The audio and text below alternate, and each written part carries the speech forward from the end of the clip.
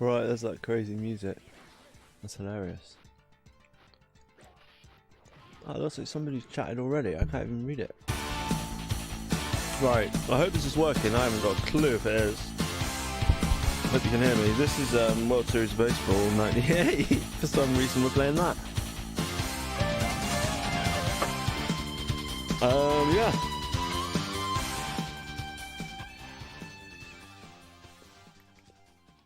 I think this game needs that setting. I'm not too sure.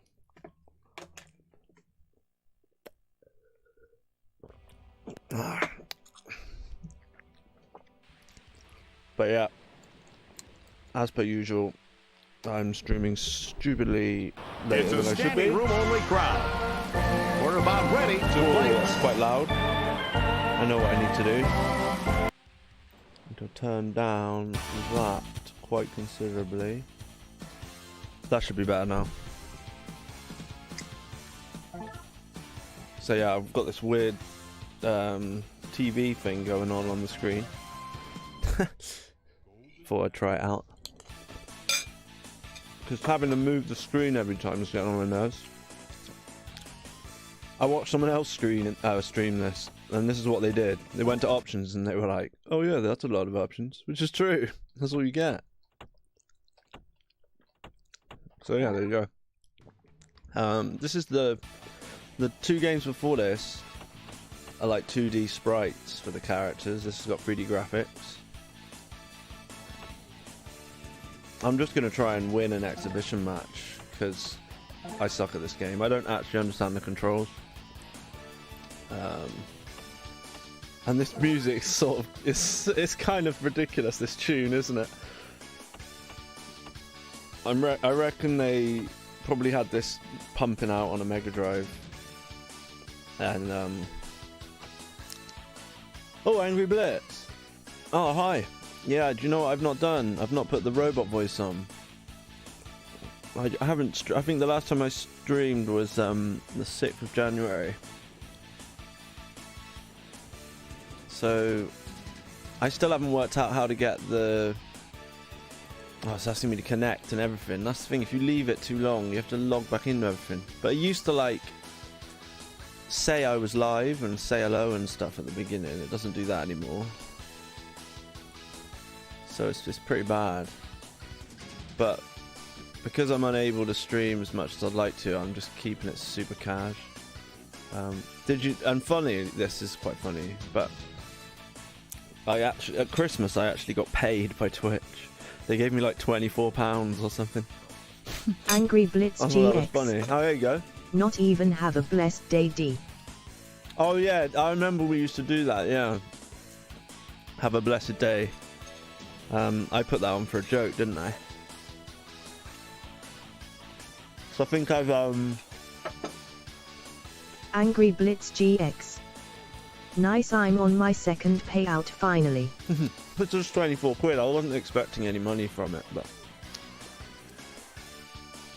that must just be adverts that you've streamed on your channel.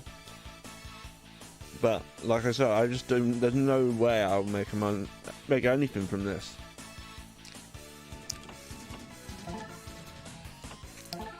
Angry Blitz GX.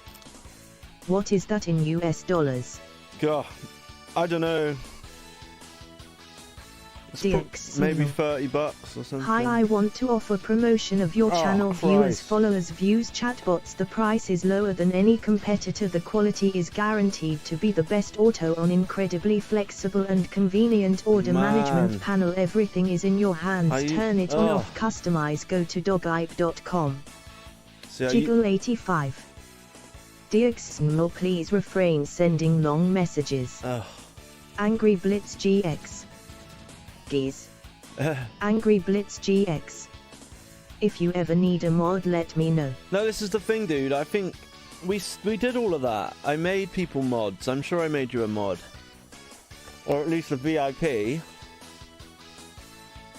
It just takes... Angry Blitz GX. Oh, do I not? Nope. Well, how do I make you a mod? It just takes too long to do all this stuff. Like, maybe I've, since loading up the chat, I swear I used to have, like, Nightbot and he used to come in. So I got I'll show you this book. I haven't really, I mean, I've only got an hour or two. Should we just play like 5 innings? See if I can, or, well, just go to rookie. I hope you know how to play the game, because I don't. I don't even like this game, but there's something about it I like. Yeah, look, so I've got this book. That's what I read a couple of years ago when I first started. And it told me about this Nightbot thing. So I think things like that, you know, there's all these accounts you need to log into and set it all up, authorize it with Twitch. There was a point where I had it all how I liked it. And then, you know, my computer, I've tinkered with my computer. It's got a new power supply in it now, which is great because it was making loads of noise. Angry Blitz GX. It's got more RAM. Oh nice, you can block certain words like followers. Yeah, no, that's what mine used to be. It used to be like... We've got a really good pitcher's wind blowing into It used to be like... It did all sorts. I had this like bot, but now I don't seem to have a bot anymore. I don't know where you go to find your bot. It says switch to non-mod settings. And then switch to mod settings. So what's non-mod? Yeah, I don't know. I just don't want to spend the time. Oh, that looks really skinny. The picture. He pops it up. Oh no, they're gonna catch that. Out already. It does look quite nice on the little TV, but it's just a little bit too...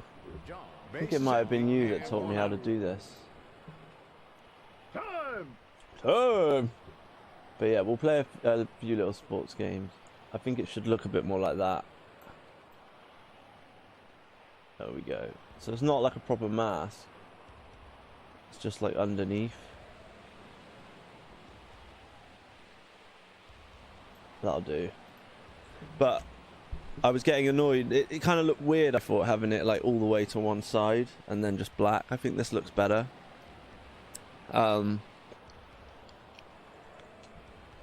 But I swear I used to have like, I don't know, I just find it really difficult at the moment to get my act together.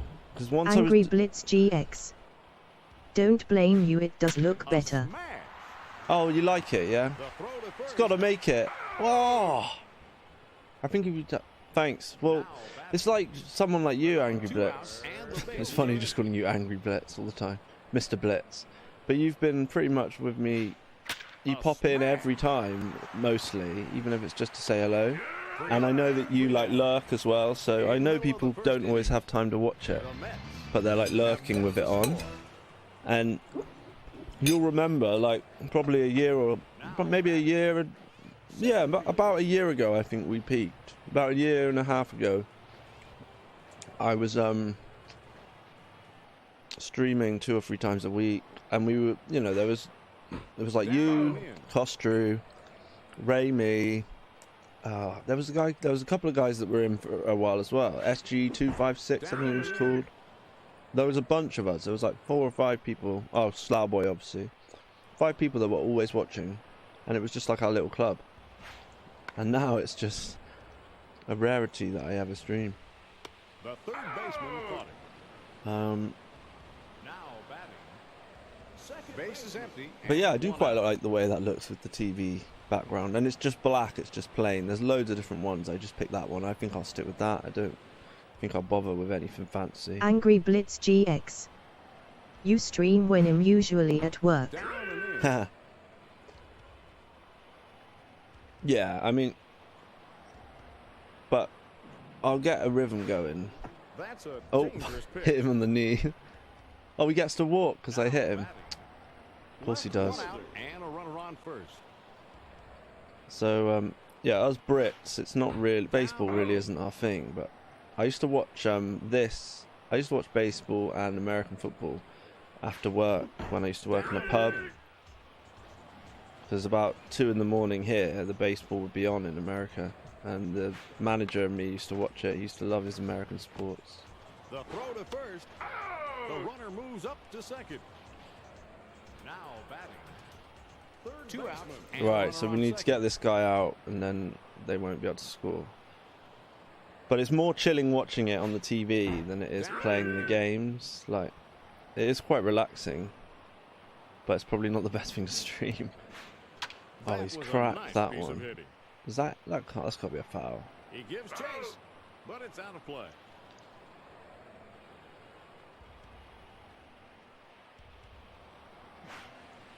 Down and in.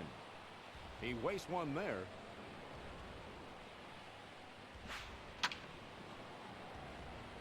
Oh, go on. Ah, Base hit. he's going to score. He scores.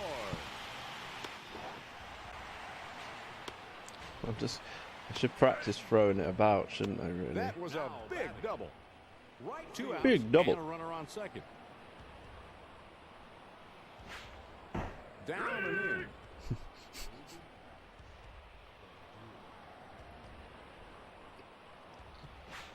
Strength The in bat numbers. does actually look massive, doesn't Sup, it? buddy, That's one of the things golden I axe complained today. about. The bat does look huge. That's quite funny.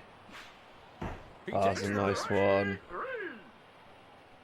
One runner left on base. But I quite like At the the end all of the the first stats inning. in this for such an The old game. Diamondbacks take the lead. Now batting. So yeah, basically Hundley. I say that all the time. Apologies for all my for the terrible presentation and setup of my channel. He did a nice job of going with the pitch. Oh, please don't catch it! Please don't catch it! Please don't catch it! Please don't catch it! Rip deep to left. I should have gone further than one, shouldn't I? No outs and a runner on first. A smash. Oh, smash! Base hit. Ah, got a base hit. No, get back to the base. Now batting. Ochoa, I think this is my guy, isn't he? This is a good guy. A smash. Is he going to make it there, though? Throw to second. A 6-4 Damn. twin killing. Twin killing! Oh no, they got one of my guys. This is their chance to draw even. Hooking. Oh, if that was in, that'd be epic. That's just along the line.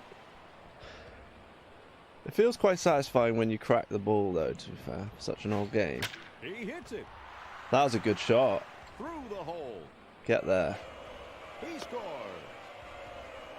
So I got a point. That was a big base hit. Alfonso. 2 outs and a runner on first. I'm guessing this guy was a big deal. He pulls it. Foul.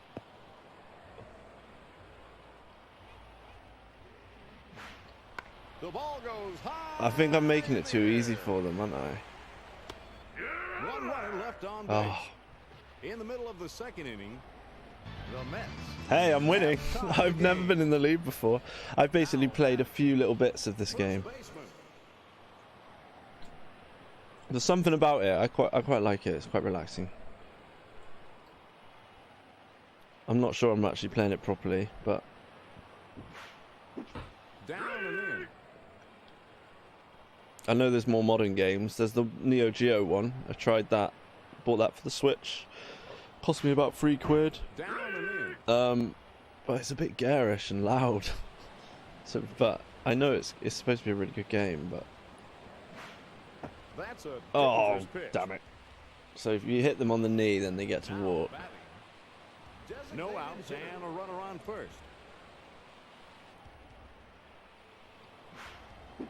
Down and in. So yeah, I mean, other than the fancy new TV surround, I don't think there's going to be any.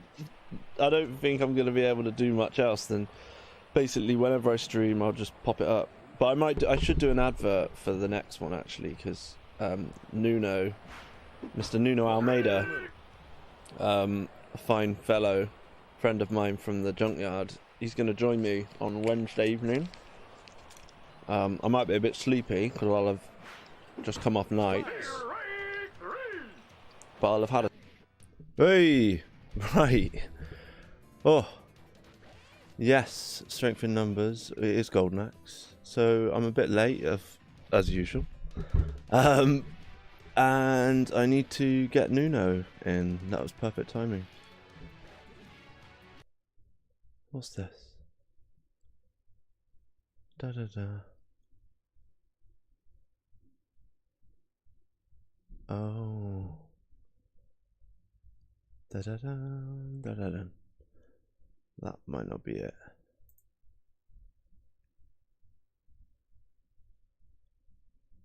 Yeah, I've just put I had to actually put Discord on my computer as well, so I can chat to Nuno. Just bear with me a sec.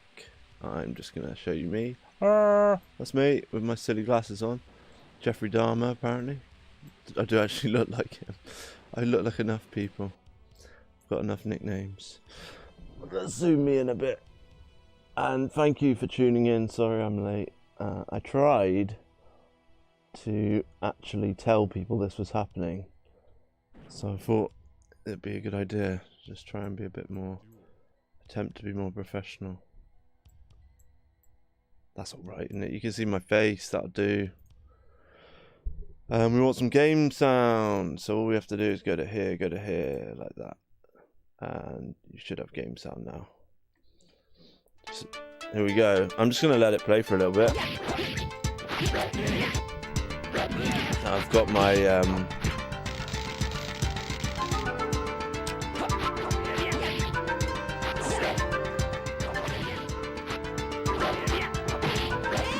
it's weird how some audio is louder than others. Like, I swear we had like problems with the audio last time. Oh well. Different consoles, different volumes, that's fine, it doesn't matter, I'll just change it like that. I like that there's its own little...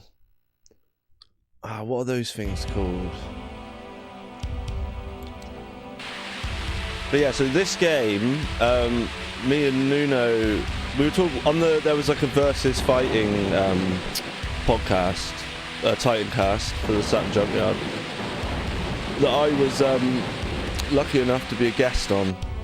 And I ended up, one of us mentioned this, I can't remember. Well, I think Nuno mentioned it as one of his favourite fighting games. But I, for some reason, was going on about a game with pirates in, and I thought this was it. I'm not sure this is it, and we might get to the bottom of that later, because there's another game that's kind of similar. Or in my brain it is, anyway. So I don't know if this is the one I thought it was. But anyway, we went on about it. Nuno subsequently came on a few streams. And then basically we tried playing it and it just wouldn't work. And then I came across this random,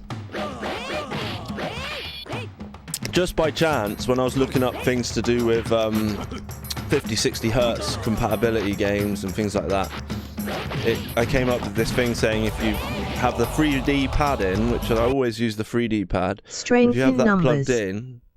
Watching the demo, I'm thinking I never played this one. Ah, right, okay. Yeah, so it's a Sega game. It must be, because it's got, you know, like Sega games sometimes, they, especially on like this, you know, they have these awesome things where they, like Earthworm Jim's got one, I'm thinking of other ones, you know, where they have the Sega logo, Eternal Champions. So they obviously put some thought into it. I mean, Golden Axe is obviously a big franchise, or at least it was. So what, you had Golden Axe, the arcade game, then you had Golden Axe Revenge of Death Adder, which never came out of the arcades. And then this would have been an arcade, but it's a versus game. Obviously there was Golden Axe 2. This might start a whole Golden Axe thing, because believe it or not, I played Golden Axe, but only ever for like, because I played Golden Axe like probably, I don't know how or when, but I'd already played Streets of Rage before that. So going to Golden Axe after seeing Streets of Rage, the original, I just thought it was awful, dated and all the rest of it. And maybe I should give it its fair whack at some point, but I think if I remember correctly, every time you kill an enemy they go "Ugh!" like that, and it's just really annoying, the sound. But maybe Golden Axe 2 is really good. Hopefully some people can pop in the chat and tell me some cool stuff. But yeah, so this is me trying to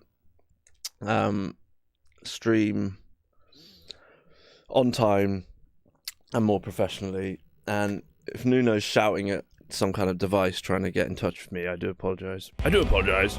That's one of my catchphrases. And I got out of bed at only about an hour ago, because I've been on nights. I work in a hospital.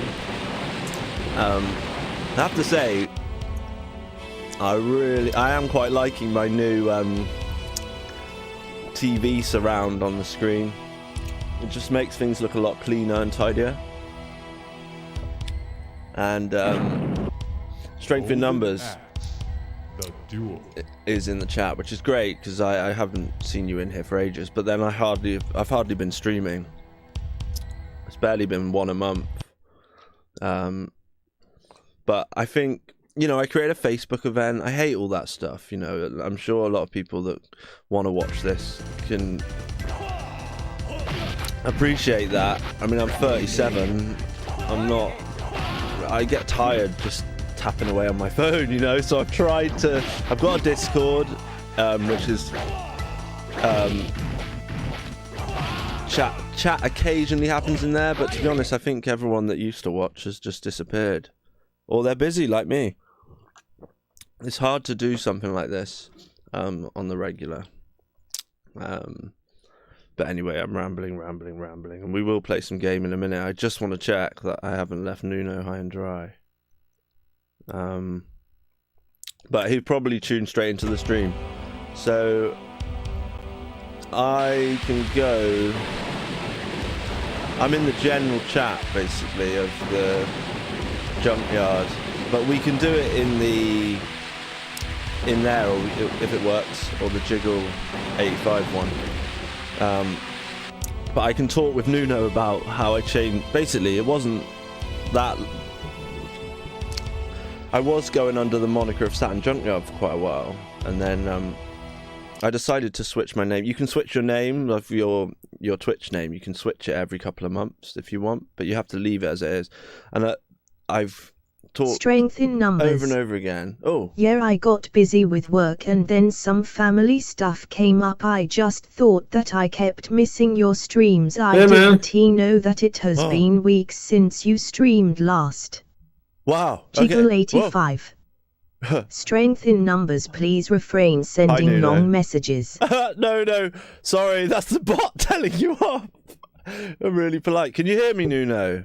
Yep. Okay, good. Your voice quality is really good, actually. Really? Yeah. Well, hey, I'm not big. And also, you are a dude. Should we tell everyone about that? That's funny. No mistake. I called Nuno a dude in brackets, but in my language, I say dude all the time, and it just means cool person.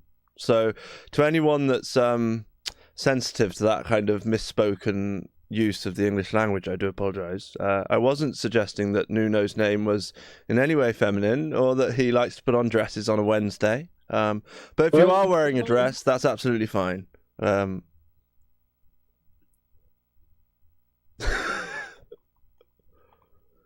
Oh, he's gone. He's upset now.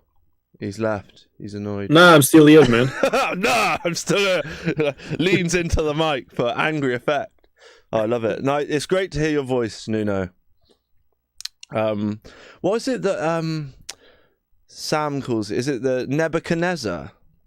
Yeah, one of my oldest nicknames on the internet is Nebuchadnezzar. For a moment, LOL. I heard crickets for a moment. Oh, right. So yeah, we've got Strength in Numbers in the chat, and I just need to address this as well. Another apology. Sorry for my overzealous bot that basically it wouldn't let me. You tried to type your message in, and it just comes up with like, please refrain sending long messages, and then it tells you in a polite voice.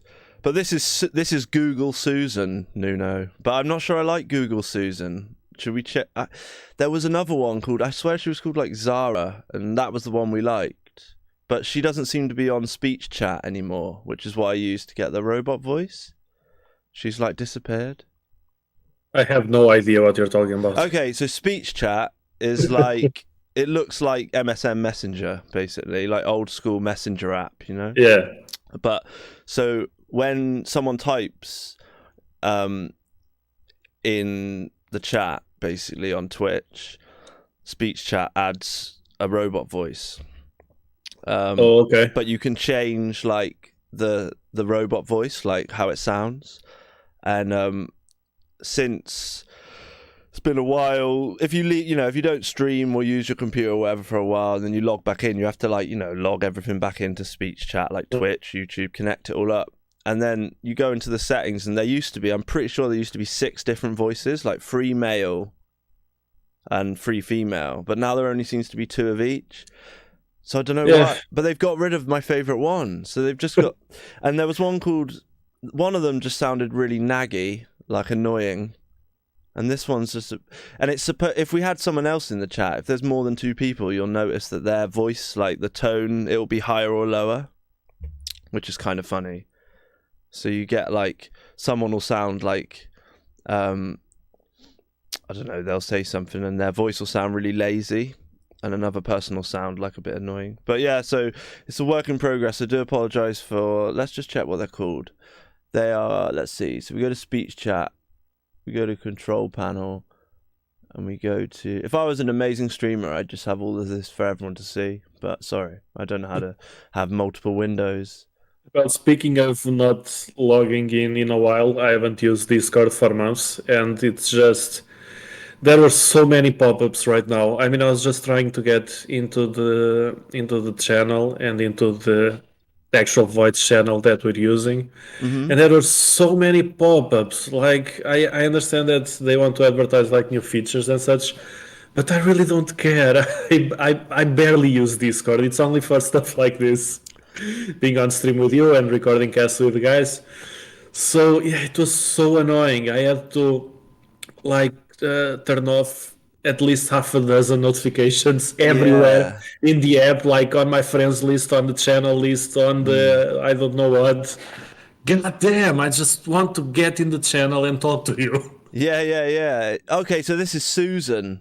So let's change it to Hazel. No, I totally get you. When I had to install Discord on my computer. So basically let me just run I like this about the satiator. If you A, B, C and start, goes back to here. And then one question actually, you might have seen that just then. I don't know about what the delay is. I get the nice red S on the play button there because it's a Japanese Saturn. I'm trying to remember, isn't it just like a boring sort of green and blue circular disky type shape thing on the PAL console? I actually didn't pay attention to what was on screen, so I don't know. Oh, okay. No, it's cool. I just thought of that then. But yeah, no, I know what you mean. When you go into Discord, it comes up trying to sell you Nitro, and then it comes up with all, but they're their pop-ups. I thought you meant like you were having problems with like pop-ups in your browser and stuff. The duel. Dun dun. Give me just a second, man. My girlfriend is calling me. Hey, it's absolutely fine, man. I'm gonna like just. You know how it is, right? Yeah, everything's Not cool. to say anything else. No worries. Right. So Nuno's here, and yeah, I'm feeling pretty pleased with myself. I got up and started the stream, and for once was here before the guest.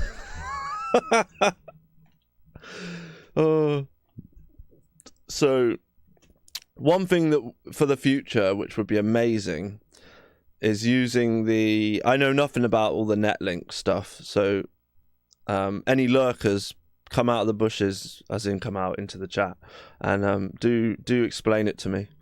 But if there was a way to play versus fighting games over a netlink, I mean, we could probably do that with them later or something. Hey, dude, I was just discussing. I was just talking about the netlink stuff. And there's a guy, isn't there? That I mean, I just don't. There's so much to follow, but I was thinking, is there any like way you can play a versus fighting game? I doubt it on the Saturn over netlink or with an emulator or any sort of thing. Or even MAME, because this is an arcade game, right? So what if MAME, You could not saying we'll try it now because I can barely get the stream to work and for us to chat to each other. But it's actually an interesting question. Yeah, I'll have to look it up. I know that some emulators do allow for net play. I know, for example, Dolphin for GameCube games and Wii games that works, and a few others. I don't know if any Saturn emulator supports that, or as you mentioned, MAME, because this was also an arcade game. I'll have to look that up. That's actually interesting. Let me just type it here so I don't forget. Yeah, if there's because obviously, I'm trying to think now. I can't remember. Is this the ST or so? There's an arcade board that this would have been on. The STV, Right, Sega Titan Video. Yeah. So I'm sure that's all over MAME. And then there must be a way. I mean, then you've got things like how bad, because with a fighting game, if there's lag, then there's no point, right? Oh yeah, that's an absolute killer. Because the only, I mean, sorry, you have commercial fighting games coming out nowadays that still don't get that right, like brand new games that people pay full price for, and they still don't have the netcode right. Netcode, that's what it's called, right?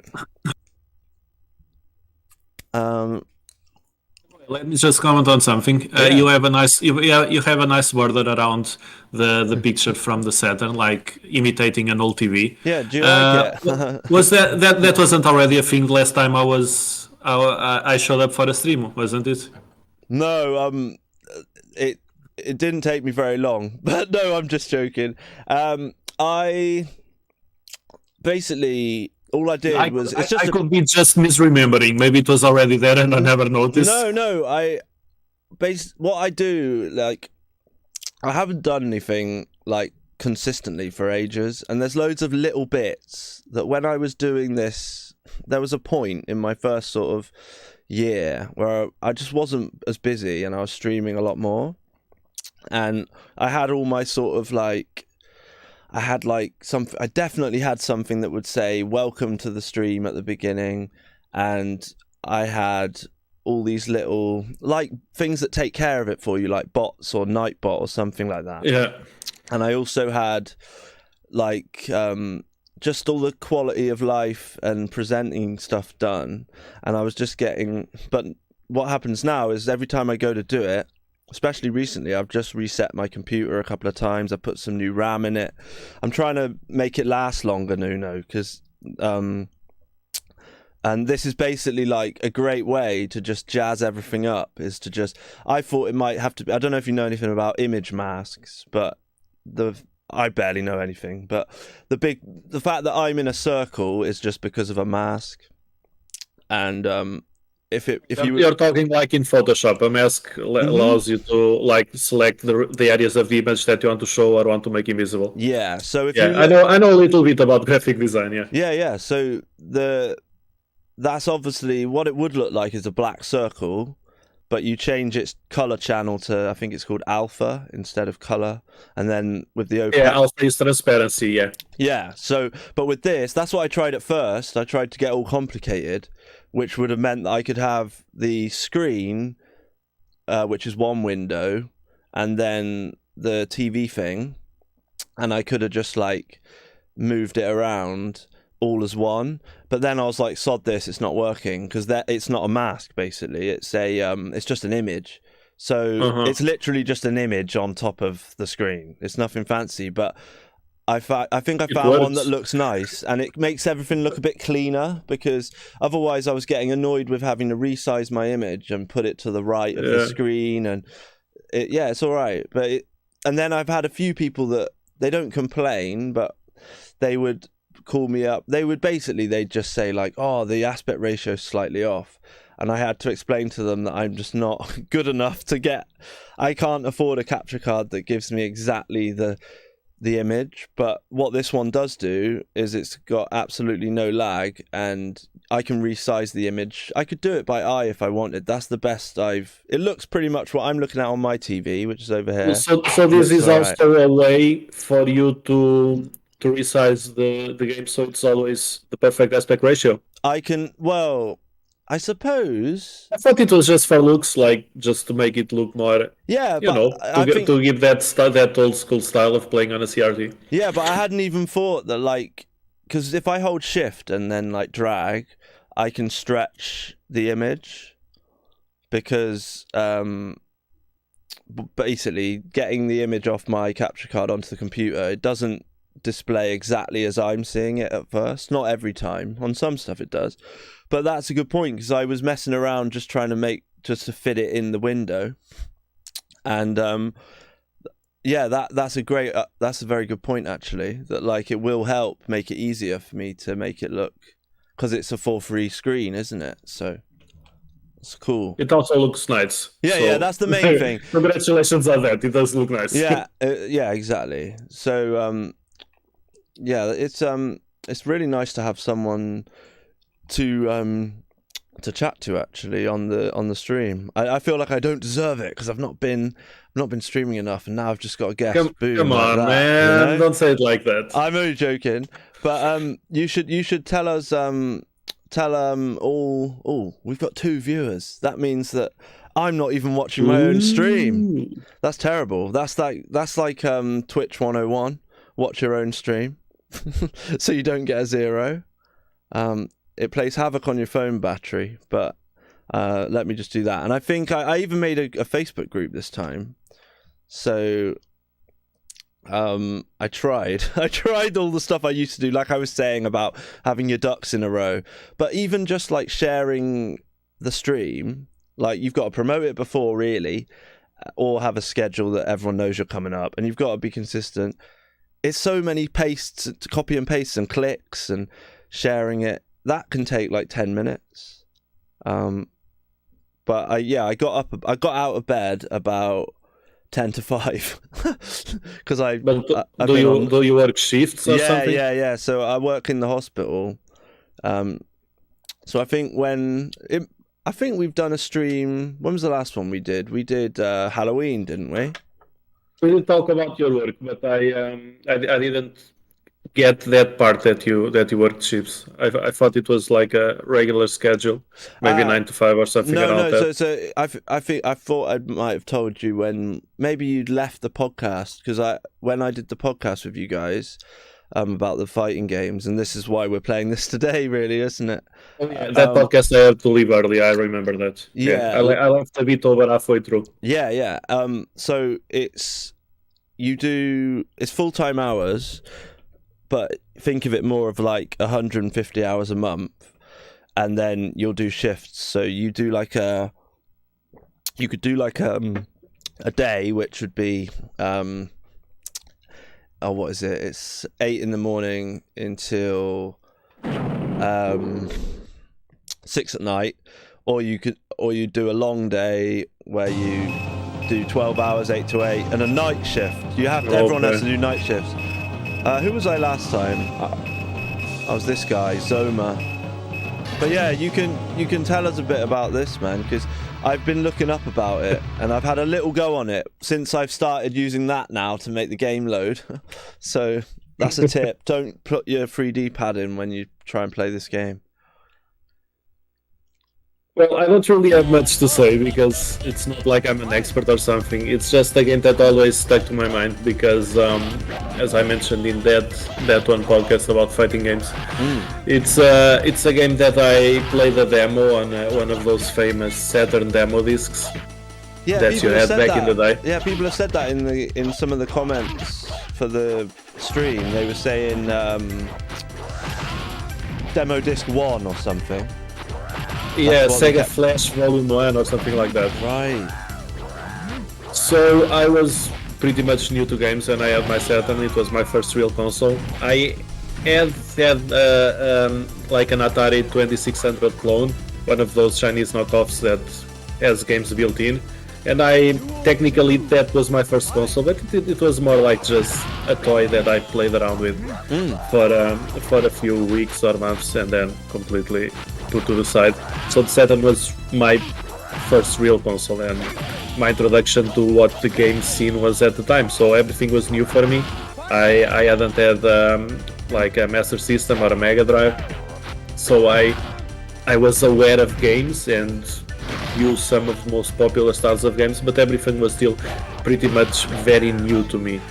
And I didn't know Golden Axe, the arcade game, which is the funny thing. So this was actually my very first contact with the Golden Axe franchise. Right. And for years, this was the only Golden Axe that I knew of.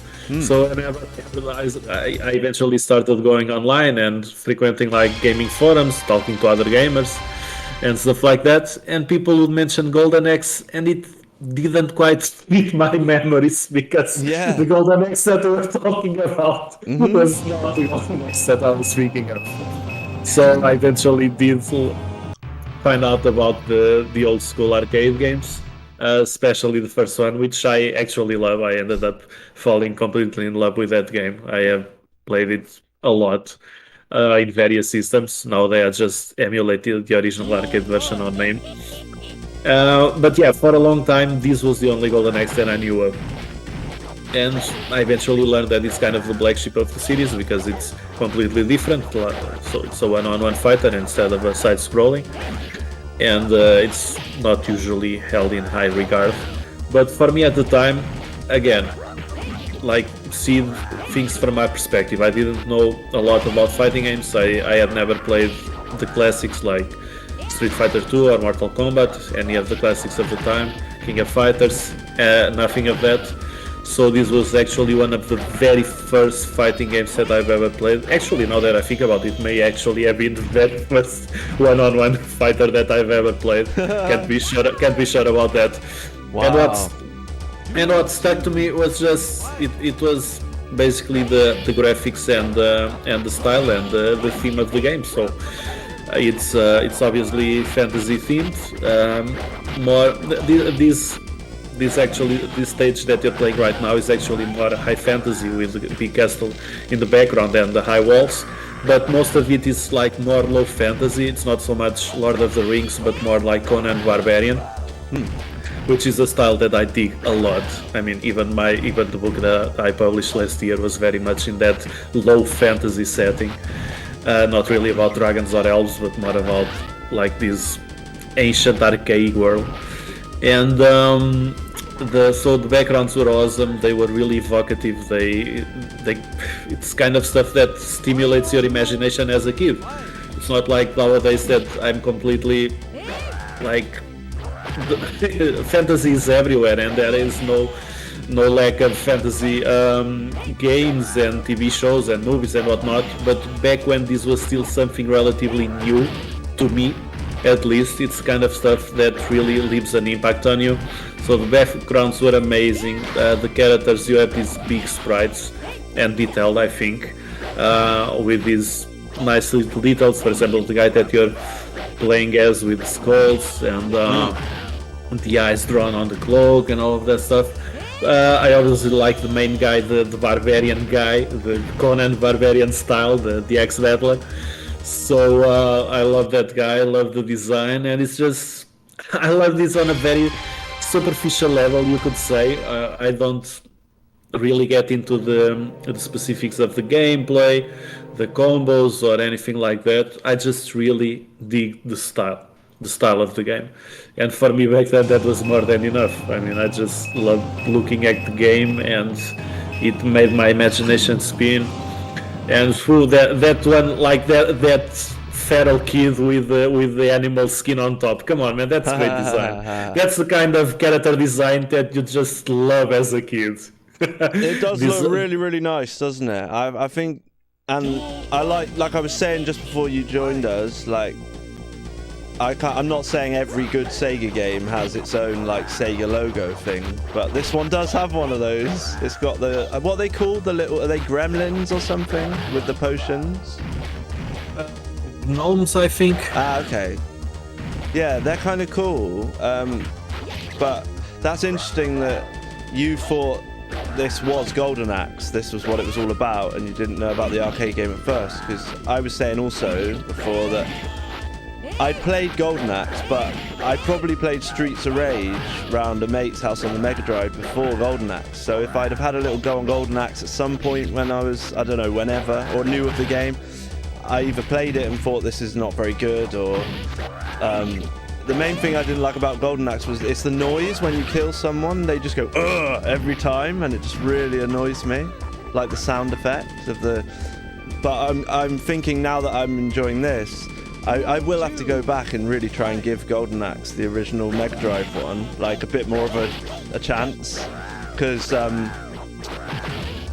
it's just silly not to look past something like the sound effects or whatever. But it just seems a bit like dated compared to Streets of Rage, which I do agree. I think the original Golden Axe is a somewhat basic example of this kind of game. You could excuse that by saying that it was the time that it came out. So obviously the genre evolved after that. So later games are naturally more complex. But it is a basic game, and it's funny that also probably the biggest reason that I do like Golden Axe. For example, over Streets of Rage, once again, it's actually the theme. Streets of Rage being contemporary, set in a city, and Golden Axe having that really low fantasy vibe. You have those awesome stages like the eagle. You're fighting on the back of a giant eagle that is transporting you to the next stage. You look at the map to have like this feeling of an epic voyage where you go from this place to this place, and it kind of grounds your journey as the character. And that's really one of the things. I think the biggest thing for me about Golden Axe even today, once again, is the theme, because gameplay wise it is very basic. Your controls, your moves, it is very basic, with maybe the exception of the rideable monsters. That was really cool, and it's not something that is usually done today. It never became like a staple of side-scrolling shoot-em-ups, beat-em-ups, I mean. But yeah, I think the theme is still to this day the thing that mostly sets Golden Axe apart, in my view. Oh, I like this music. This is awesome. So what do you think of this game in particular so far? Golden Axe, the duel? The fact that, you remember what I was going on and on about before? I was like, the game with pirates, the game with pirates. Yeah, the pirates. I still don't know. I think I was thinking of that not Dark Savior, is it Dark Warriors or something? Or? That series from Capcom with your team. Is it a Capcom with game? With werewolves and stuff. Oh, not Vampire Savior, no. Because that was called something Warriors in some region. Right. I always get the names mixed up because it's like for every region there's a different name. What I'm thinking is maybe today we can solve the riddle of my Well, I think I've got the game I'm on about in my satiate. Unless this... Okay. No, this might have been the one I meant, because, I mean, there's an axe and a cutlass there at the duel bit, and, I mean... It's a bit piratey. I don't know why I thought piratey, but I think this is probably the one I was on about. So we were probably thinking of the same game. It's just when I went to try and play it, obviously I couldn't get it to work, but now I can. But I think this game's really cool. Yeah, like when I first figured out, what was it, last week, and then said, I can do this now. Let's do the stream. I've been playing quite a lot on my CRTs downstairs, and I've got all the fancy RGB cables and all the rest of it, but I've been experimenting by just using these crappy composite cables through a CRT, especially for like 3D stuff, like when I was playing Burning Rangers, and it just looks really nice with composite, because all the blurriness means that the early 3D graphics, you can see what they say about developers were trying to they knew most people had those hookups and the dithering and textures and stuff. They used the blurriness to make the color gradients and stuff. Yeah, dithering. absolutely. And I can just say, if anyone out there's got a CRT and their old hookups, that's the way to play the games. But when you're playing this, obviously it's going to look really nice with 2D stuff. Looks great. with an RGB cable, or S-Video actually is fine. I just got a new S-Video cable for the Saturn as well. But there's something about like how it's sometimes I'm finding now, because I've been down in my bedroom basically playing on these nice CRTs with crappy cables, you know, but it still looks really nice. Then you come up here and you've got, so this is the RetroTink 5X, and the output is 1440p, and then it's put into Twitch at 1080p or whatever. But and I think this game, correct me if I'm wrong, I think this runs at the 352 resolution, because I can switch between the two, and this one looks a little better than the I have no idea, to be honest. Yeah, but you can sort of tell how it works by switching between the two, and things will just look a little bit, not blurry, but not quite aligned. But 2D graphics on a scaler, they look really nice, you know, but it's getting to the point now where 2D graphics super sharp on a scaler look really nice, but 2D graphics really sharp with an RGB cable on a CRT is the way to do it if you can. And it's funny how I'm so lucky to have the options, but it wasn't through some trial and error with the CRT thing. I mean, I've said before loads that I picked up 2 really nice TVs for like 11 quid, you know, 11 bucks, whatever you want to call it, 11 euros, which is just stupid. I've been actually looking for old TVs in my area.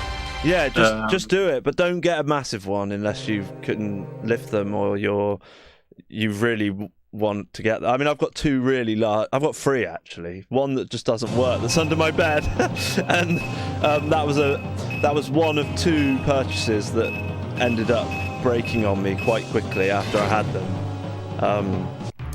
But the 2 I've got now, at the moment, touch wood, they work, you know, and they cost me 11 quid, so I'm just enjoying them while I've got them. But they're like Bang & Olufsen. They were worth thousands when they were out, you know. It's the sort of thing a really rich, like a millionaire's kid would have had back in the 80s and 90s, and now they're just in my bedroom, and I can see, and people are like, what the fuck is that? Why have you got those stupid old tellies? And it's like, then you show them, like, say, I don't know, if you show them a Mega Drive game on one of those with an RGB cable, they're like, geez, look at that, you know. Especially one of them's from 1987, and it's proper 4.3 28-inch, but it doesn't accept 60 hertz properly, which is annoying, but it doesn't matter because I can play light gun games on that one, whereas the other one you can't, because Bang & Olufsen's have got these fancy contrast screens over them. And this other one I've got is a 32-inch widescreen, and it's 100 hertz and all the rest of it. So, but that one I've had to sort of tinker with to get the aspect ratio for 4:3 okay, which is fine. But the pixels on the newer one are like ridiculously sharp. Sound on both as well is something, because I always think it's nice having a stereo system and all the rest of it, but if you've got a TV with decent speakers, that's kind of also how they expected you to be playing it. And the speakers in these Bang & Olufsen's is like, the bass on them's great, you know, especially for the Yamaha sound chip in the Mega Drive. But this game, like I was reading about, it's about a golden axe, right? And this is like basically like the Versus version. So these are the fighters that are left, and whoever wins, I think you fight some golden plated warrior at the end. Well, the traditional big boss of the original, at least, is the Feather, which was actually a selectable character. I think right now I just saw you pass over him. So that's the guy, that's the big baddie that wields the golden axe. Mm-hmm. I think. But you had the demo, right? But did you buy the game or play it, the full game? Did you emulate it later on, or how did that go? So I mostly just played that demo back in the day. If I'm not mistaken, I think it wasn't just set for a particular stage, or at least not a particular enemy. I think you could, maybe I'm misremembering all of this, but I think that you could only select one character, but if you restarted the demo, you could try different stages or at least different enemies. Okay. So I still got some value out of that demo. It wasn't literally the only fight over and over again. But I only got to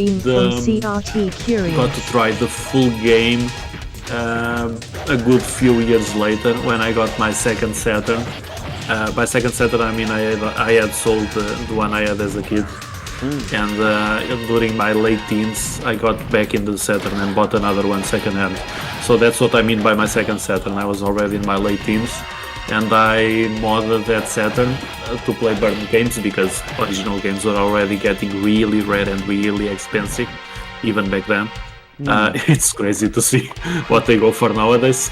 And I burned a copy of this game and played it for a bit. But the thing is, I was trying a lot of new games during that time period. So it was like I finally unlocked the full library of the Saturn, and I went a bit overboard just trying new games constantly, and not really sticking with most of them.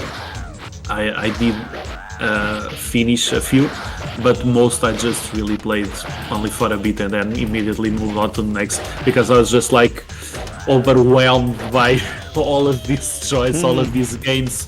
Most of them I had never even heard of. Others I had heard of but never had the chance to try. Others I had tried only the demo. So I ended up just playing this one for a bit and never really getting back to it so far.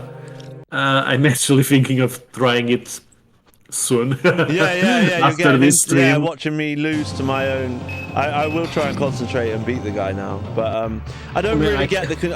I was looking at the manual and reading about the game and everything, and I didn't get to the part about the controls. I was like, the good thing about the night shifts, I've just done 2 in a row, meant that I had loads of time to just like craft a couple of little posts and show some pictures.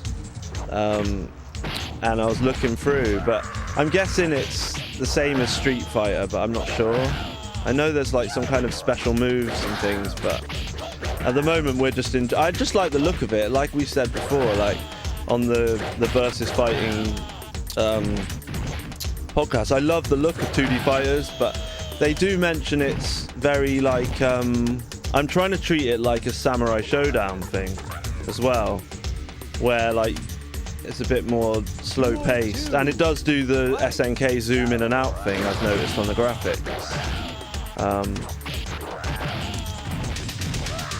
But yeah, no, it's a cool game. It's definitely, it feels like a Sega game. It doesn't feel like a crappy sort of 6 out. I wouldn't say it's a 7 out of 10 and 6 out of 10. I'd give it like, already I'd give it 8, even though like it's probably not that good compared to loads of other fighting games. It's got enough presentation wise to make it unique to me anyway. Well, glad you liked it. And the music's cool. Yeah, it's kind of like Sega's take on an SNK Samurai Showdown, sort of. Yeah, I agree. It does have a bit of that vibe. I never thought about it that way, but now that you mentioned it, I really can see it. Well, it was just in there was just a really cool, I put a link, I think I posted it pretty much everywhere, but I put a link to this guy's, I don't know if it's a guy or a couple of guys. It was just a really nice review of the game, and it had like some really cool pictures, and it even had like animated backgrounds pictures, so it didn't have the fighting going on, it just had I thought that was quite clever how he did that. But I wasn't able to like, on my phone, I wasn't able to like download the image, but that would have been quite cool to just have that on your like phone, like it was just a nice review that he did. Very quick little review, but nicely presented. Kostru as well says, what does he say? How do you stream from CRT? Yeah, so I'm not streaming from a CRT, if I made it sound like I was, but funny you should say that, because I was asking in the Shiro Discord. I've asked a few people about it, so I'm waiting to hear back how to do that. I'm sure it's not that complicated. but it'd be quite cool because Duel 2. when you put scan lines and then put them on Twitch, they just don't quite look. They don't look very good, basically.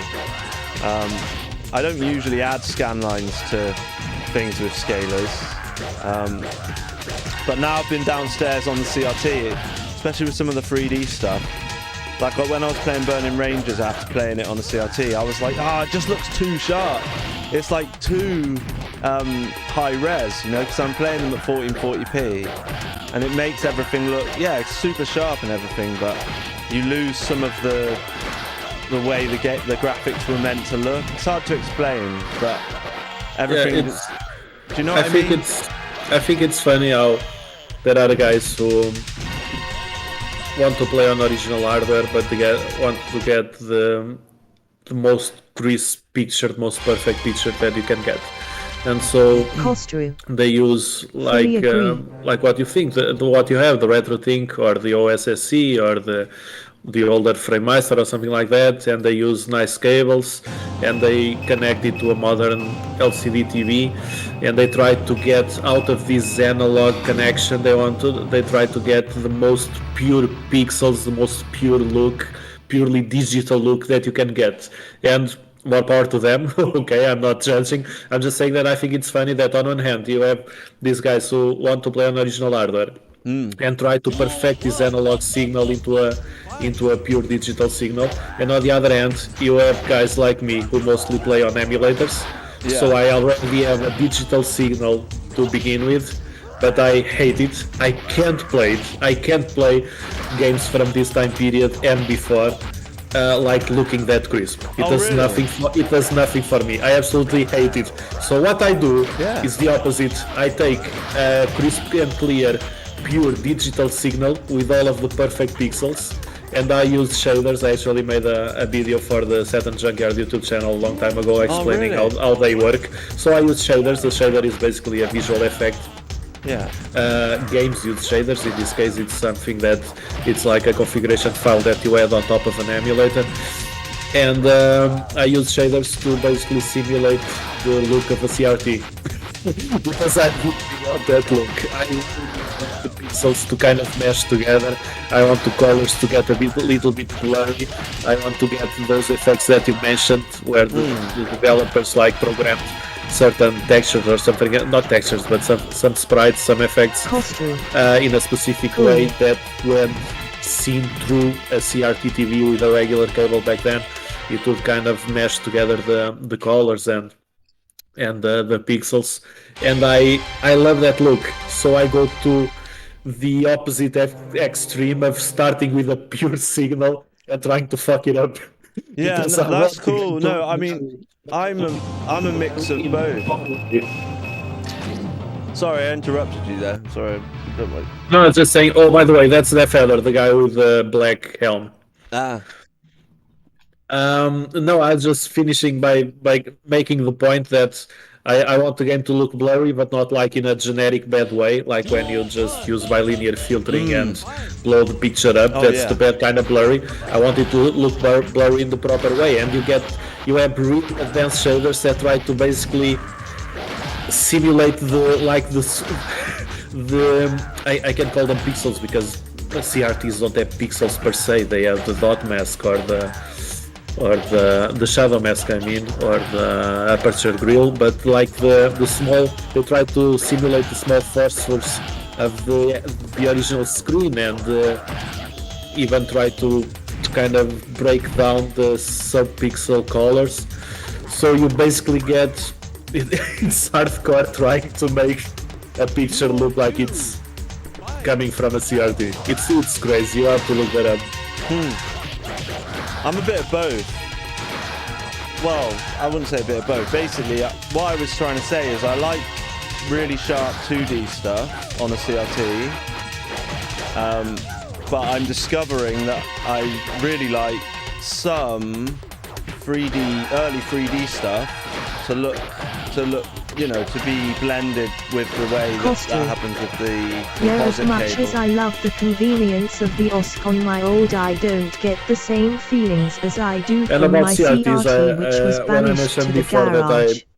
I'm Jiggle on the market 85. for an old CRT. The thing Costru, is, please refrain sending the long offers. messages. Please refrain, Costru. Sorry about my bot. That's hilarious. So the things that I've been seeing put up to sale in my area are just ridiculous. I'm talking about absolute crap, absolutely generic CRTs going for like 50 euros. Yeah. It's insane. Costru. It's insane. You can't find good Yes, stuff, Maren. and if you do, it's not for a good price. It's insane. Duel 1. You'll be able to find something like somebody like you will. I mean, I used to be obviously before my last job, before the one I'm doing now, I was a removal man. You know, moving people from house to house or whatever. And I only ever came across CRTs a few times, but when I did, there was this one of the 2 times. It was this. She was obviously quite wealthy lady. She's really weird, but she had like literally these 2. You know, like back in school, you'd have like the big TV the teacher would wheel out so you could watch a video. It was on the casters and everything. She had one like that looked almost new. Just that was her TV, and then she had another one in the box and everything. Like, and then my buddy, the driver, he wouldn't let me take one of them. She was basically, we took all that stuff to this antique place. Man. We took all this stuff to this big antique place. Like some of it was like big wardrobes and stuff they wanted. And then they saw the tellies and they were like, why the hell have you brought us these? You know, this is an antiques place. And they were like, yeah, just take them if you want them. And then my boss was like, no, don't, because it had all been inventoried and this woman was a bit difficult. And if she'd found out that, she'd be like, where did those TVs go? I wanted you to sell those. And I would have got in trouble, so I wasn't allowed to take them. It was so annoying. Yeah, that's terrible, man. But obviously I ended up getting very lucky thanks to my buddy Matt. And he just put me on and he sent me a link to this eBay listing for this Bang & Olufsen Vision 3 32-inch widescreen. It was their first widescreen telly. It was massive. And it was like at £6 and I put a tenner on it. And I just won the auction for £6 and we went on a little adventure to go pick it up.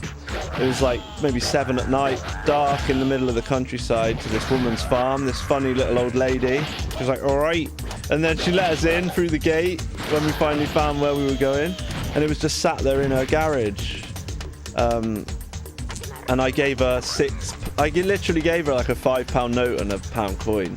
And there was another one in the corner, this wood effect one that I'd later find out was called it's a Vision LX 2800, and I looked in the back first thing I did to see if it had a little SCART thing in. It did, and my mate was like, oh, go on, get that one as well. And it had woodlouse inside the contrast screen, like you could see woodlouse inside it. So this one had obviously been in the garage for a while, and I was like, a £5? And she was like, yeah, go on then. And got them both back. I thought, well, we won't bother trying the old one. Let's try and turn on. We've obviously taken them in a car. So I'm like, oh, these aren't going to work. They're not going to switch on. And I'd bought like an all-in-one remote or so. I can't remember how, but we got the one I put the auction on, the 32-inch one, put it to turn on, and it made them really nice degaussing sound. Try to fight that feather next. Fight who? That feather, the big bad, the guy with the black helm. That guy?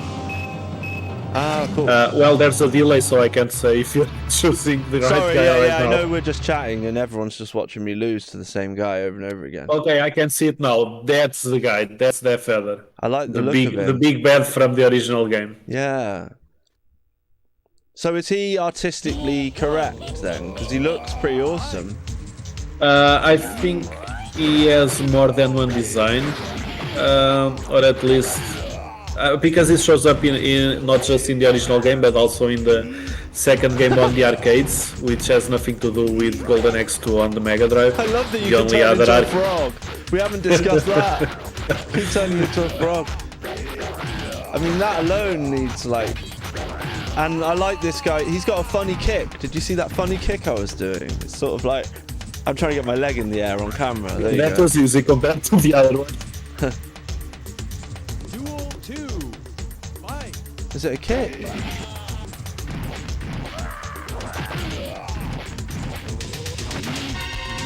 I love the drum sound on this track, so that's why I'm probably not so worried about winning the fight.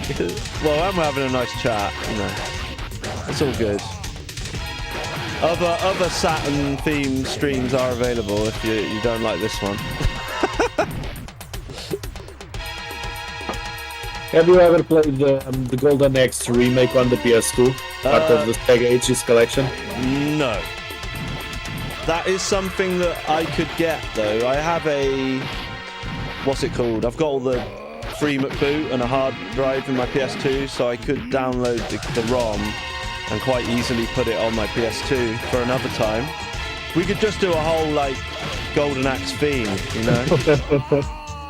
I'm quite happy with that, because I'm quite interested in delving into the series, and I think if I got over maybe I could learn to love the noise when you kill someone in the first game on the Mega Drive, but I just remember it grating on me. Maybe I just thought, like I said, it was just really basic after, like... So I sort of picked it up, had a little go, and was like, nah, sod this, and just stopped playing it. But, like you say, maybe I should play it for a bit longer. And maybe try the original arcade instead of the Mega Drive. Maybe that sound was because of the conversion, I don't know. Oh, you didn't try the Mega Drive version before? I have played it, but not that much. I mean, it's actually not a bad port, from what I remember. It's a very solid one. There are a few differences, so the original arcade is slightly superior, but it's not like a dramatic difference. Like, the meat of the game is there. Yeah. And even most of the graphics are there. Not all of them, but most of the graphics and level design is the same. But yeah, nowadays since I'm emulating either way, it's all the same to boot up a Mega Drive emulator or an arcade emulator, MAME in this case. So I just end up playing the original arcade version. Oh, how did I do that fire thing? There we go, that was cool. Yeah, that was awesome. That was really cool. Like, the whole game slows down for that attack. It's like so awesome. Like, is it intentional or was it badly programmed? It's slowing the Saturn down. Yeah. So Oh, sorry, carry on. No, go ahead. I was just going to say, what's the deal with Death Adder then? Because that's supposed to be, like, good, right? But it didn't come out on consoles. It was only arcade. What, do you mean the second game? Second game, Revenge of Death Adder? Mm-hmm. Yeah, that's a good question. I mean, I never actually beat that one. I still have to, because from what I played, it was really cool. But I think I played it after just like playing a lot of the original one, and it got to a point where I was just getting kind of sick of it. But I had to give it another chance, because from what I played, it's awesome. I remember the graphics being really cool, like really advanced. So I'm not sure of the time frame, if it came out still in the lifespan of the Mega Drive, or if it already overlapped with the Saturn. But I do remember the graphics being amazing and like a huge step up from the first game. Like, it must be on a completely different system. I'm not sure which from memory, but it must be on a much more advanced system than the original game. I think it's the something 32 it's called. And I think it came out in 1992. So I think it's a 32-bit arcade, Sega's arcade system. I think that's a guess. I'm not looking at anything on my computer. But my point is, the only home conversion possible would have been on the Saturn at least. I mean, the Mega Drive just couldn't handle that. It would have been a completely different game, which is what we actually got with Golden Axe 2 and 3. They are completely original games made for the Mega Drive. So maybe, I don't know, maybe when Saturn came out they weren't interested in converting it anymore. I don't know, but it's a shame, because it's a really... from what I played, again, I haven't beaten it, but it's like a huge step up. The graphics are immensely more complex, the gameplay is also tweaked a bit. It's just one of those cases where it's a huge step from the first game. It's not like a small step, like a small iteration, a small evolution. It's a true sequel in every sense of the word. So yeah, it's a shame that I think to this day it's still an arcade exclusive. I don't know if it was ever in a compilation or something like that, or if you still have to play it on the arcade or emulate it. Yeah, like you can. The only thing you can play it on is that Astro City Mini, isn't it? I think that's all you can play it on. Like, as in hardware-wise, unless you've got the arcade board. What's the Astro City Mini? Is that like a mini arcade cabinet? Yeah, like a modern. Out, yeah. Astro City was the name of the Japanese arcade cabinets, wasn't it? It was like a model of Japanese arcade cabinet. The cabinet itself, not necessarily the hardware that's inside. Yeah, so this is this is really interesting, like this whole Golden Axe thing. So I kind of feel like it was obviously massively popular, the first game in arcades and at home. The second game was probably, I don't know how popular that was, but it's known as really good. But what about Golden Axe 2 and 3 on home systems? Like I say, I don't know that. I only know about like probably the first couple of levels of Golden Axe on the Mega Drive. I need to be impressed. I wasn't. I'm sure now I've played this though. I kind of feel like I don't think any of the characters in they might look like them, but none of the characters in this are the same as in the first game, as far as I know. They look like them, but they're not the same person. Yeah, basically the only ones that I think are similar, if not same, well, their feather is obviously a reference to the Big Bad of the first game. I don't know if it's supposed to be the same exact guy, or like a descendant, or just like an homage or something. And also you have like the main fighter guy. I don't think it's the same character as the first game, but it's clearly meant to kind of represent that archetype, that style of like general like standard fighter character. But it's not, lore-wise, it's not the same guy. I don't think it is. Nuno, if you were a wrestler, would this be your entrance music? Music, man. Nuno the Nebuchadnezzar! Almeida! Yeah, I have the stream on mute because otherwise I would be listening to you like with the delay.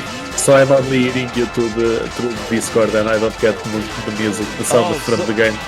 Well, I've at least that's on. I can use what I said as I can use what I just said. We can use that now. I think that'd be good for when you're next on a podcast. You can have that come up. Like, send me the audio clip. Yeah, no, I can. That would be perfect. I will, yeah. Because everything gets, everything gets recorded. And I should point out that after about 40 minutes or so, I finally got to this weird green guy with bombs. But yeah, this has got a lot. The thing is, I can like a game based on charm. It could be based on our sort of the fact that I said about the pirate thing, and then we couldn't play the game for whatever reason, and now we can. Like, if we're thinking in terms of like, right, how does it control, compared to this, compared to that? Yeah, it's a bit clunky. The frame rate apparently isn't very good. It's a bit jaggy and whatever words you want to use, but it looks nice. It's got fun music. It's got a fun vibe to it, and that's enough for me to like it. And I'd love to, playing the whole thing with fighting games as well. It'll come down to what it's like when you play against a friend, how it feels, if you feel cheated with the timings and things like that. But the fact that they can fall back on the slowness, because if it's going to be like a samurai showdown, then it feels pretty much like that, that's how they feel, because it's more about taking your time, and the moves, like a big hit's going to be like that, so that once you've thrown it, you're in trouble. That was cool. It went into a different part of singing. It just went into a different part of the track. I thought that was interesting. And I still can't listen to it. I'll have to the delay, sorry. You're like getting it back. It's not just the delay, it's the fact that I have the stream itself on mute. So I'm only listening to your voice on Discord. Okay. I get it, because otherwise there'd be an audio... an audio delay. So yeah, I'll be listening to you twice with a delay. So, but yeah, I just wanted to say that you made a really great point about the reason why you see yourself liking this game now, and that's something that's a really interesting theme, because I just talking a bit about my personal experience with games. In my late teenage years, early adulthood, I got really into writing about the games. At some point, I actually wrote for a professional website in Portugal, and when that fell through, it was also why I joined Saturn Junkyard to write about games for the blog, the original one. So I got really into like games reviewing, and I got into this kind of mentality that you could be mostly objective when talking about the game, and that there was always some subjective elements to it, but I got into this mindset that you could really evaluate a game in a mostly objective kind of way, and some games were just objectively good and others were objectively bad or just objectively average. Once you get into that mentality, you obviously get into all kinds of silly discussions online over which game is best, and all kinds of just silly stuff like that I look back and think, I can't believe I lost my time with like silly arguments like that. And a lot of people still do it, just go on Reddit or on wherever people discuss games nowadays, maybe with Saturn or NeoGaf or whatever. I just know these games from name. I don't actually go there. But my point is that during the last few years, I completely changed my mind on that, and went back to remembering why, when I got into games for the first time, it was all about my personal experience with the game. And that's a lot of my favorite games from the Saturn to this day.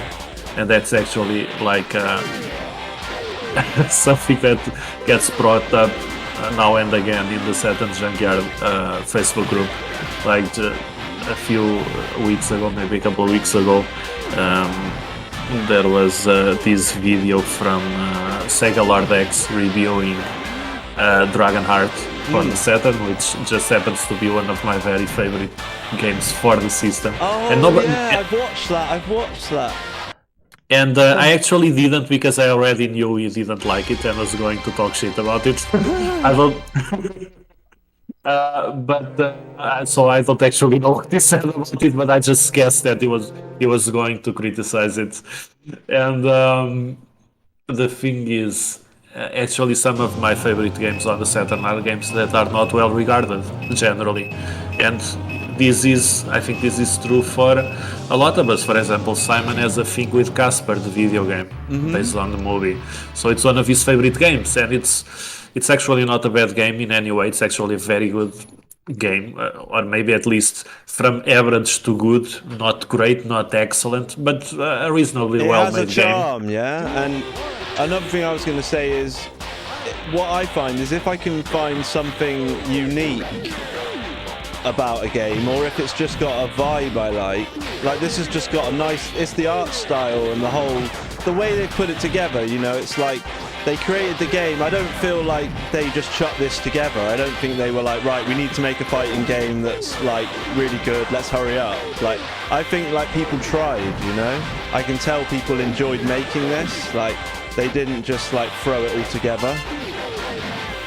And it's also not just about the game itself, but as you mentioned, and I think that was the best part of your point when you were talking about why you're finding yourself liking this game. It's not. Sometimes it's not just about the game itself, but our experience with it.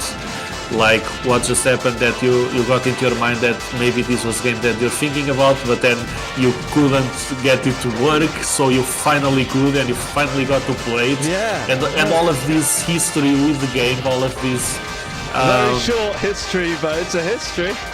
Well, this journey to finally play the game, it's the kind of thing that makes the game stick to your mind, because it differentiates.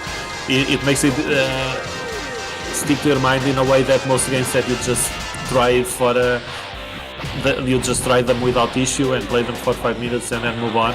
But this game, like, you couldn't get it to work, it stayed on your mind for a while. Now you're playing it while talking to me, so all of this creates memories in our minds and makes the game, like, it kind of, Well, my English is following me right now. I just want to say that it's perfect. I just want to say that it's kind of stuff that really creates a connection with the game. That's what I wanted to get. One thing about this, though, I mean, I know we're just playing it, but it feels like it's maybe it's the backgrounds or the character sprites. I mean, they're massive. The artworks, look at that, it looks great. And then each character great. I've tried, like the way they control and all the different. It's not like they've got really cool moves or anything, but they do all feel different and different speeds and ranges of their attacks. And I've only tried like 3 characters out, so I think it's really good. I like this game a lot. Like, yeah, you can see that there was care put into it. Yeah, that's one of my main things. Yeah, especially at the time where there were so many clones of Samurai Shodown and the King of Fighters, and like there were so many beat 'em ups trying to just be straight up clones of the popular beat 'em up. A lot of them didn't even try to do anything original, and it's funny because sometimes you look up the worst games on systems from this era and you see just terrible fighting games. It makes you think, what the hell were they thinking? Well, they weren't thinking, they just wanted to make a quick buck out of a trend, and this is definitely not one of those games. No, it's got moving. I mean, there's like a bear on the floor for some reason, or I think it's a bear next to a big furnace. I mean, how many games have you got that? This is a bear like hibernating in a furnace, and the animation's nice, you know. Like on the left side, there's a Tin Man ironing clothes or something. Yeah, and they're moving. You know, it feels like it's a nicely fleshed out world where some fighting games, even if they're really, really nice feeling, you kind of feel like there's the 2 characters moving and that's it. This actually does feel like there's a bit of a world to it. Yeah, notice the tin guy in the background. Oh yeah, clothes. Like, okay. Yeah, a tin girl actually does breasts. Yeah, I quite like this character, but we're slowly getting through. I mean, I don't know whether I've got to fight. I suppose there's loads of fights left to try and get to the end. I think I put it on easy. Yeah, beat 'em ups can be just brutal. But like I said, I haven't even looked at, like, I'm guessing, I can tell that some of the Street Fighter type moves work, but I'm glad of that, because that's one thing about Eternal Champions. That's like a game that, like, for example, this is definitely better than that in Control, but in my opinion, like, some people love that game, but and I think it's a really cool game and everything. I've even got, like, I've got the sticker manual. I just got really into the whole idea of that game, and I bought this like random sticker manual of someone. I think it only had a couple of stickers in it, but it was a really good condition manual. It even had this like 8-year-old kid's writing that he was obviously going to try and send off for something in the back of the magazine. And his address was nearby where I went to college, so I thought that was kind of cool.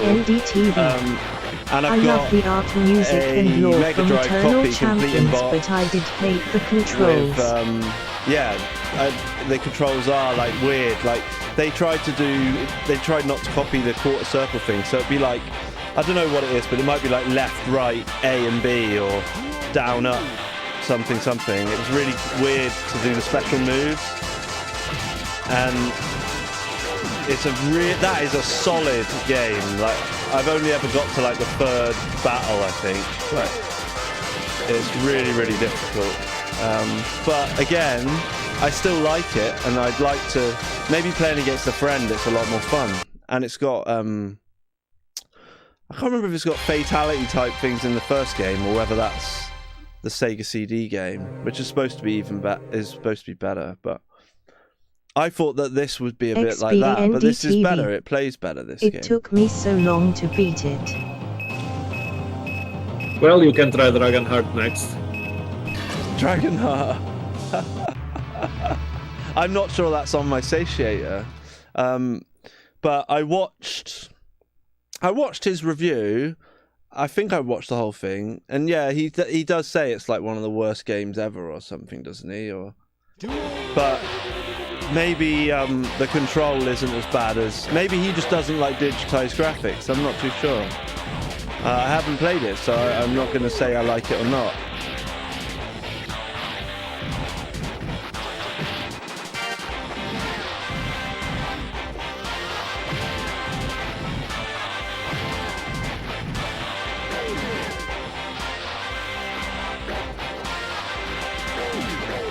Oh, he's kicking my butt, this guy.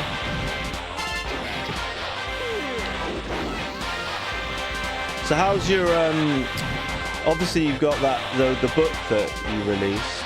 Are you writing anything else, or are you taking a break? I've been trying to get back into writing. I actually haven't been writing much further. So the thing is, I actually wrote this book many years ago, way back in 2014.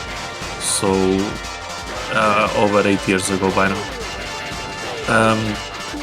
And then I just, for many reasons, I stopped with writing thing, and I've been trying to get into it for the past couple of years. That's also why I tried to publish it again and finally succeeded this time. Congrats. I think it's great. Thank you. Thank you, man. Appreciate it very much. So yeah, I've been trying to kind of get into the flow of writing again. It's not being as easy as I hoped, but once again, it were quite a few years, so it's only natural that I'm a bit rusty, and also trying to fit into my new schedule, because when I wrote this book I was actually unemployed. I wrote it in a 6-month time span where I basically just did nothing else other than writing it.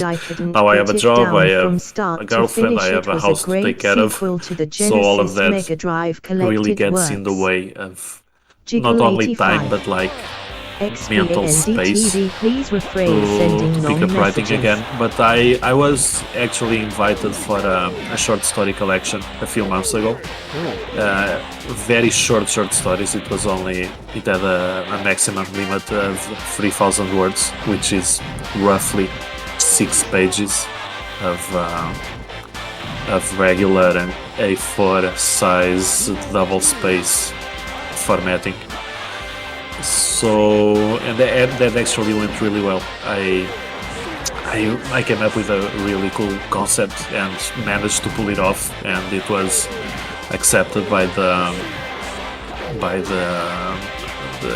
girl who is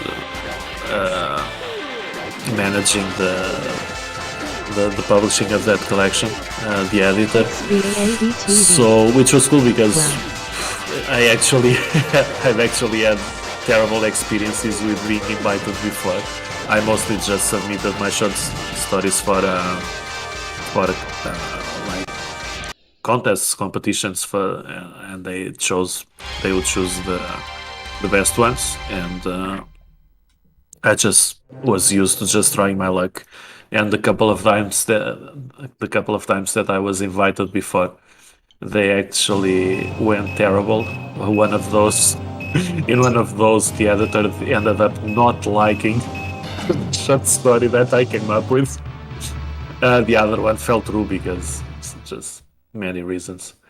So I actually had terrible experience with being invited for an anthology, and kind of felt added pressure to make something that I would like, which is not the best approach, because what you really have to do is write something that you like. And I had to get into that mindset of, above all, writing something that I would like. And it worked. They loved it, and it's going to be published this year, again in Portuguese. Sorry about that. Nice, so you're doing a Portuguese version as well? I only write in Portuguese, man. So, I wouldn't even know what Portuguese looks like written down. But I think that's... Yeah, well, this one is going to be a free ebook. It's not for profit. It's going to be distributed freely in ebook format. You can download it from Amazon for your Kindle if you have one, or if not, just read it on like on your browser on your PC. So I'll send you a link when it's published, and you can see what it looks like. Yeah. Maybe pass it through an automatic translator or something like that to at least get the gist of the story. I also want to do. Let me have a look.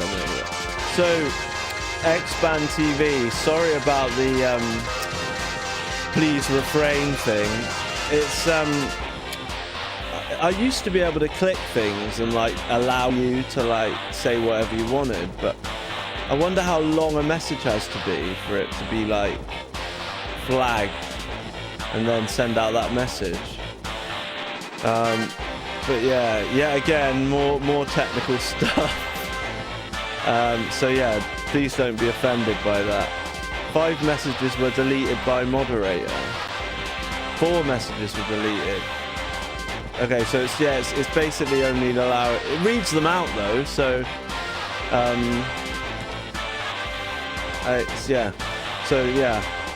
hope that hasn't like sent people reeling and they're like, oh, that Jiggle's an asshole, told me to refrain. Yeah, it's not me, it's my bot. Well, this is a very moderate chat, and we don't want people writing walls of text. No, please contain yourselves. If you want to write an essay, you have to write a book like Nuno, but please don't do it in Portuguese, so I won't be able to read it. No, I'm joking. You can say whatever you like. It didn't used to do that. My mod used to just pick up on horrible things, or it would be like the way someone worded something, and then it would say it might be considered bullying, and then I would allow it. It'd be silly stuff. No one was ever actually nasty in the chat. Just the mod was like extra careful with words. One thing to say though, I've tried a few characters. This Dot, he seems really quite fluid and fast, but I'm not doing any damage with him. I really like his animations and the speed that he moves around. But yeah, I do think this is a wicked game. I can't think of much bad stuff to say about it, to be honest. But doing the streaming's another thing, or at least I find it different when I'm playing games just me on my own. It sounds weird, but I might get easily distracted or less into it. But when I'm streaming, it really helps me. I'm not saying it's like I'm putting on a show, but I get more into things, and I'm like playing things for longer, talking about them.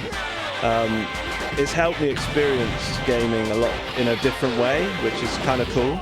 It's not for everyone to have to set all this up and press record, but I know this is a time set aside for this, and so I don't know, I just get deeper into it than I would if I was by myself. Sometimes, obviously, and also I like having somebody with me sometimes, like me and my friend Jamie, I call it couch co-op, but I don't mean like 2-player necessarily. It might be that we're playing say we're playing, I don't know, Red Dead Redemption or Days Gone or something, and we'll just pass the controller and do a mission or just try stuff out, and you've got someone sat there with you, and they can say something cool happens in the story, and you're like, whoa, you're not just thinking, whoa, to myself, that would have been nice if someone else saw that, like this happened and someone else saw it. So that's another reason why I like streaming, really.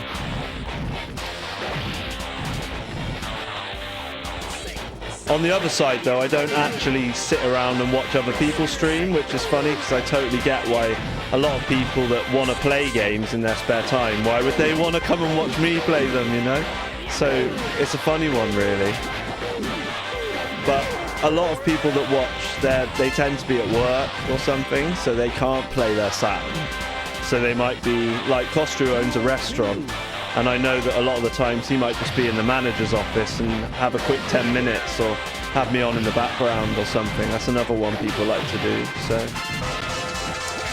and it means people can share their opinions, and they'll be like, oh, I've never seen this game, or I thought this game was supposed to be dog shit and it's actually really good, Just don't write too much or else the bot will censor it.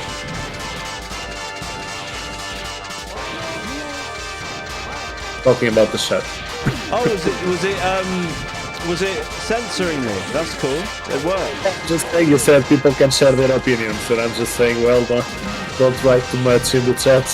Oh, I thought it like censored me and you were whispering to me like, don't swear too much. I thought that's what you said. Nah. Sorry. Like that. I'm going mad with this music. Heard it. I like it, but... Okay, I really have to go listen to it afterwards. Sorry? I have to go listen to the music.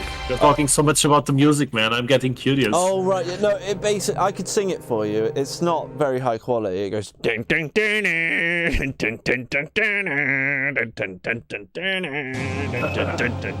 just a sort of metal-y type thing, but you can imagine it being a Restless theme tune. I honestly think Simon will love that. I think I'll just if there's a way of. I'll be able to just cut the audio, won't I? And then I can post it somewhere for the Junkyard guys. And they can use it if they want. They don't have to.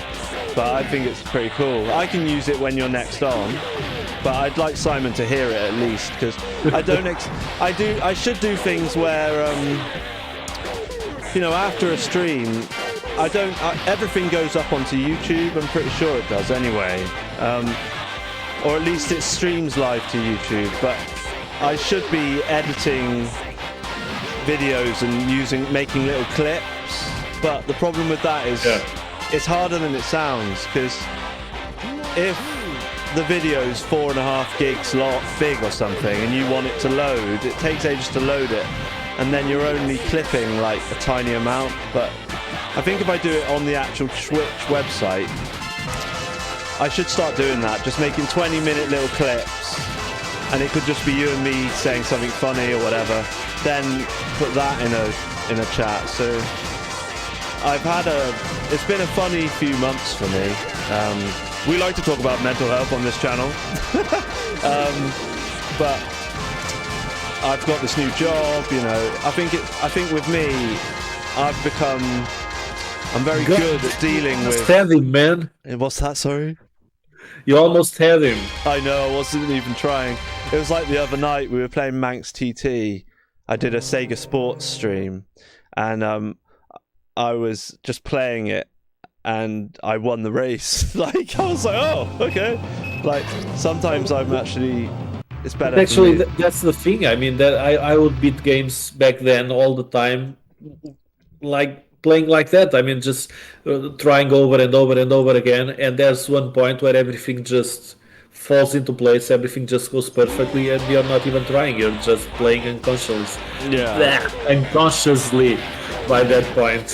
Hey, your English is brilliant, man. You'll have to teach me some Portuguese. Oh, I actually work with, there's a couple of guys on my team that, they're from Portugal. Forget where the guys. There's one guy who's a porter, and he showed me like he's got some really nice dogs. He's got a wife and kids over there, but they both take it in turns to fly over to England like every 2 weeks and work here and then go back. Pretty mad, really. But I think he said he lives in a small town just outside Lisbon. And then there's another guy who he actually first came over here to work with. So when he comes here, he stays with this other guy, Manuel, and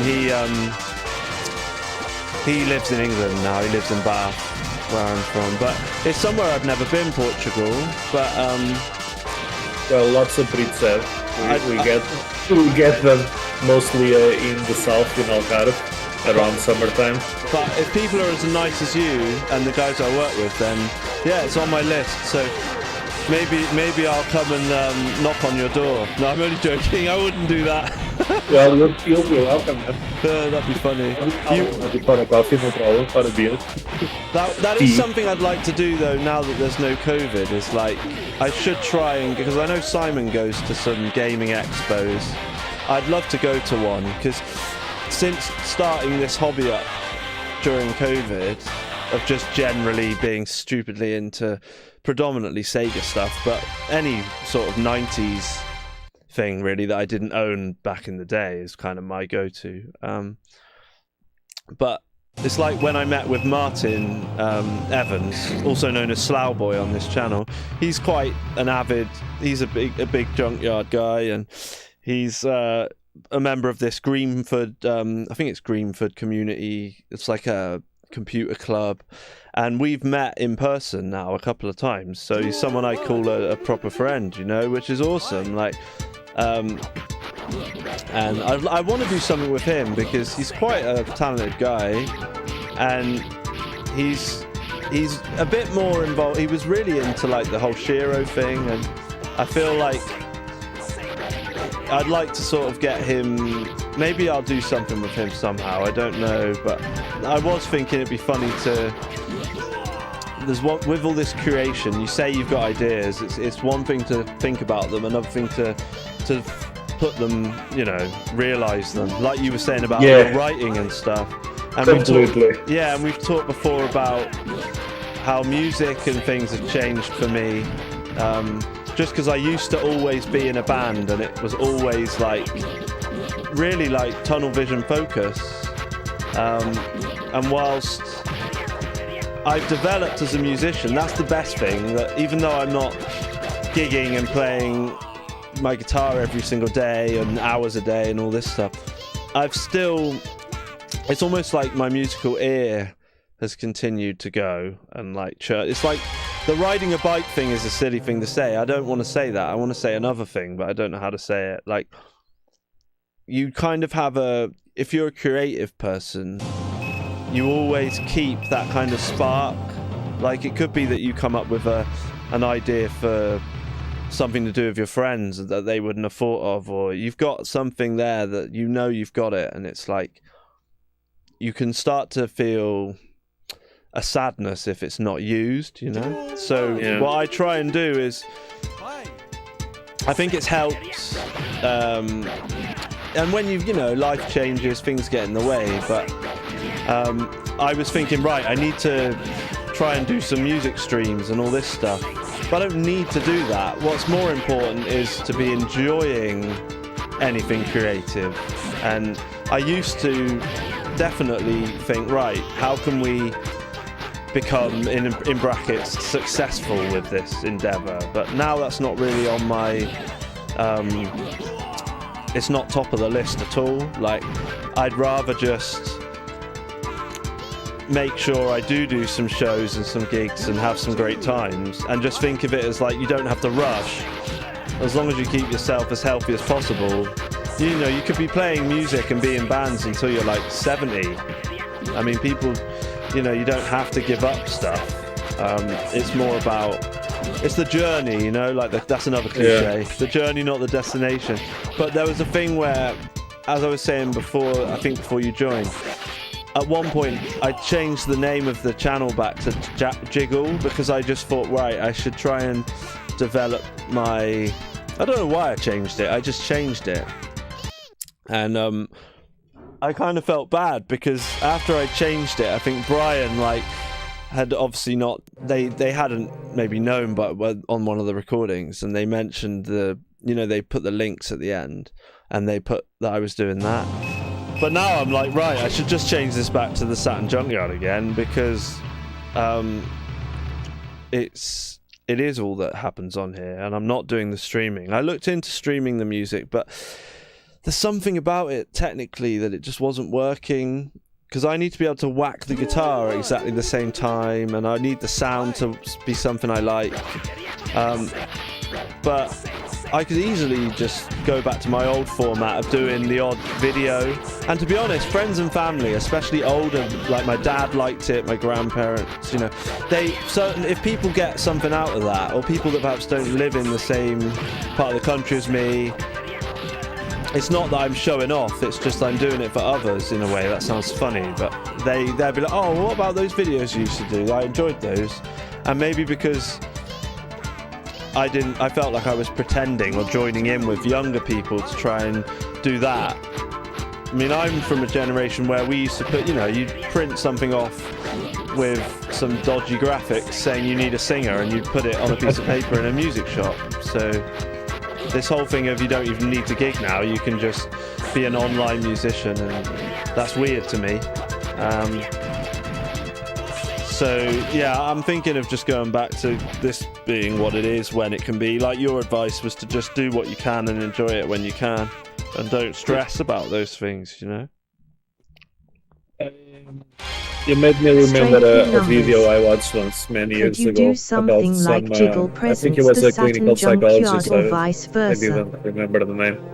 The point that he made was that in his view, creativity was like a burden in the sense that if you're naturally a creative person, you can't help but be creative, and if you don't let your creativity out, if you don't have an outlet for that, you basically go mad. Yeah, And I get that. It does feel like that to me. It's kind of like I get this feeling of I should be doing this. You know, everybody else notices things about you, and the first thing that comes into my head when I talk like that, I used to think this, but I don't. I try not to now. I used to be like, sorry, I'm not trying to like, you know, show off, and people would be like, they would say to me, you're not. You're just explaining yourself and something, and I'd feel like it was. I'm saying that you want to be creative and. There's a difference between realizing that other people enjoy what you're doing and they want you to do it because they like it. It's not that they want you to do it because they want you to show off and be famous. They want you to do it because they feel that it's what you're best at. Perhaps it's the guitar, perhaps it's writing.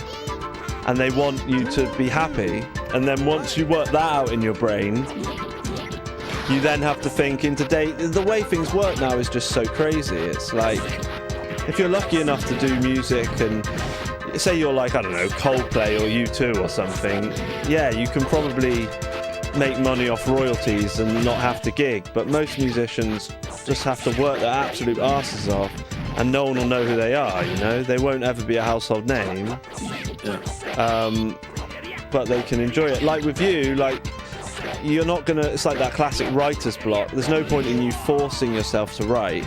But then by the same token, I've started it's not forcing myself to sit and play the guitar. It's just it's like that Einstein thing. If I just try the same thing and think, right, plan everything, big plans, you're gonna record loads of music videos, they're all gonna be good quality, everyone's gonna love it. That's too much of a big plan. Whereas if I think, right, just try and play something on the guitar today and see how it makes you feel, that might then snowball into someone came over and then you create a song. And then, do you see what I mean? It's like I worry too much about all the ducks in a row and having things perfect rather than just like, I've started just picking up my guitar a little bit more often and I'll just create like a little vibe or a little loop and then I'll just think, well, I'll worry about the rest later. Also, your writing is probably mostly just you, right? So it's all down to you. And I really struggle when it's all down to me, which is why I enjoy creating music with other people and not having to do everything myself, because then nothing would get done. It's actually the opposite for me. I do love to be in absolute control from start to finish and just do it all by myself. That's like my brother, with his music. When it comes to creativity, I don't really work well with others, but I do work well with others in other kinds of work, of projects, but not in really creative ones. And also because my writing is very personal to me, in the sense that I obviously don't talk about myself, but I talk about the characters, what they're going through. But in the end, you always really talk about yourself. You can't help it because it's the only thing you really know. It's yourself, right? What else can you put into your art if not yourself? Yeah. Obviously, in a very coded, in a very contrived way, not in an obvious way. Some people unfortunately do that with writing. That's why you have terrible characters that are basically self-inserts of the author, living their fantasy. That makes for a terrible story. I've always tried very hard not to do that. But what you do is basically you hide yourself behind layers and layers of complexity, but at the core it's still yourself. And Yeah, I don't know where I was going with this. Hey, you're getting deep. You're getting deep. You got lost. I was just rambling. I mean, I could talk about this all day. Unfortunately, I really have to go because my girlfriend just came home and wants me to help with dinner. But cool. No worries. But yeah, man. It's at the end that we're getting into the most deep conversation. Hey, no, it's fine. Thanks for devoting your time to this wonderful stream, and I'll probably clarify with Simon that it's still I'm pretty sure it's still all right for me to. I could have plastered Saturn Junkyard over this if I wanted to, but I just forgot to. Because in the chat you have Strengthy Numbers saying, could you do something like Jiggle presents the Saturn Junkyard? Yeah, that's what we were basically already doing before. All I did was change the name of the channel back, and then originally Simon says he said you can either like just keep everything the same and you'll just be doing our Twitch channel, or you can. And I suggested I'd change the name. And he was like saying, oh, that's awesome if you don't mind doing that. So I don't think it really matters what I label it as, and I'm certainly not labeling it to gain more people, but it makes sense that I basically share this to the Junkyard and loads of other Saturn groups and hope somebody pops in. But yeah, it's been really nice having you on here, and I seem to be almost beating this character now because I've changed character and they seem quite strong. But I'll probably play this for a little longer, and who knows, maybe I'll fire up the original Golden Axe on the Mega Drive, and I will try and remember to get that little wrestling intro I did for you, and I'll send it over, and have a nice tea. What are you going to have for dinner? I think we're going to make chicken wraps. Ooh, chicken wraps. All right. Well, enjoy your chicken wraps, and thank you, man. Thank you very much, Nuno, and I'll speak to you soon. Yeah, I'll come next time and we'll continue the conversation about art and what being an artist is like. Yeah, we will. Yeah, of course. Yeah, nice. Okay. Take care, man. All right. It was lovely, easy, man. Dude. Always a pleasure, man. See you, Nuno. The Nebuchadnezzar. Right. So Nuno's going off to have his raps. Who shall we be? I mean, yeah, we've been playing this game. I know I've been chatting more than I have been concentrating on playing. But yeah, I think this game is definitely worth a go. If you like Samurai, it is kind of like a mix of Samurai Showdown with a Capcom control style, as far as I know. The backgrounds are really nice. It doesn't do anything technically incredible, but the sprites are really big. I mean, maybe if I was to play another fighting game straight after this, one which is known for its fluid animations and speed, I'd be like, oh, this isn't that great, but I really enjoy it. I think it's definitely worth playing. I'm tempted to own a copy of it now, but I don't know how I would go about paying for that. I bet it's really expensive to get this. But just for the the manual, if it had like some nice color pictures in and stuff, I just like the art of this game.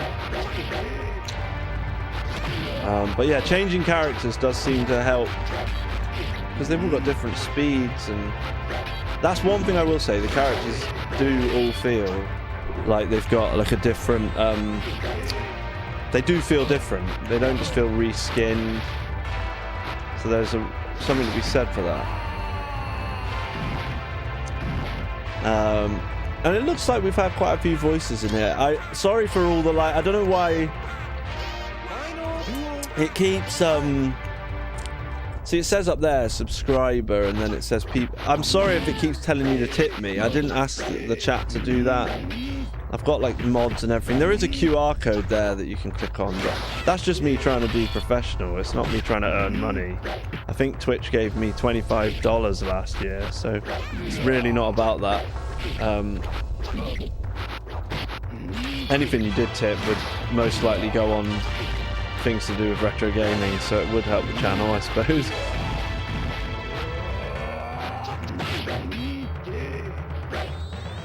Pay for my Monster Electric bill. Okay, so have we just won twice? Yeah, so we've done it. We changed character.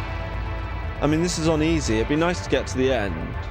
See if there's like a little story or anything. Where is the challenge? And it's cool that you can play as the Deaf Adder guy, but surprising that he's not an unlockable character.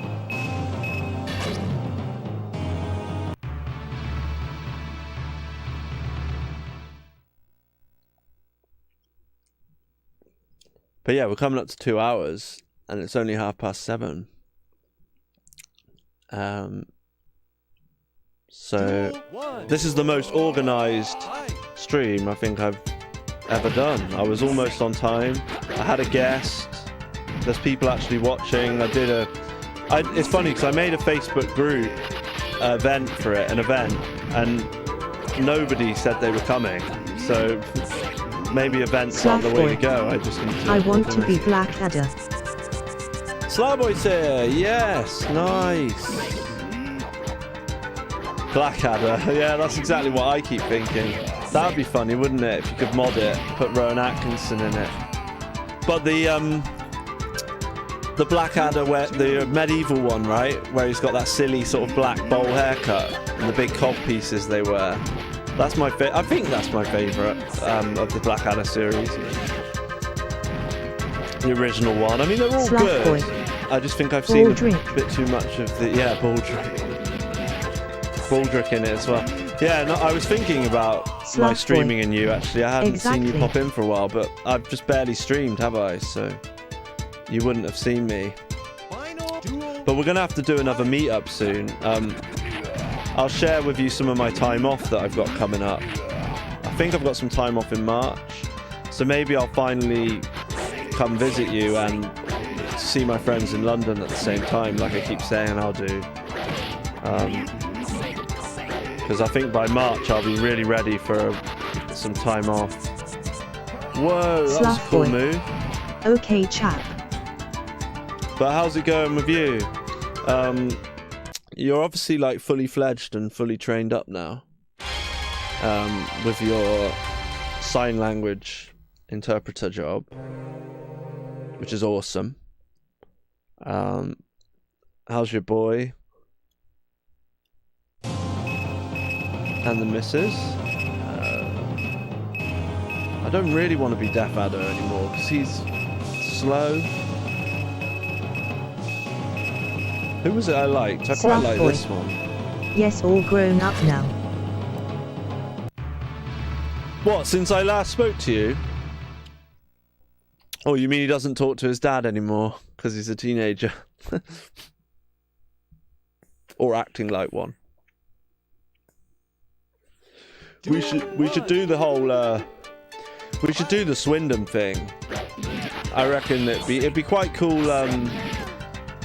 We could go to the train museum because my brother and my dad, I think they're members. Me, not my son.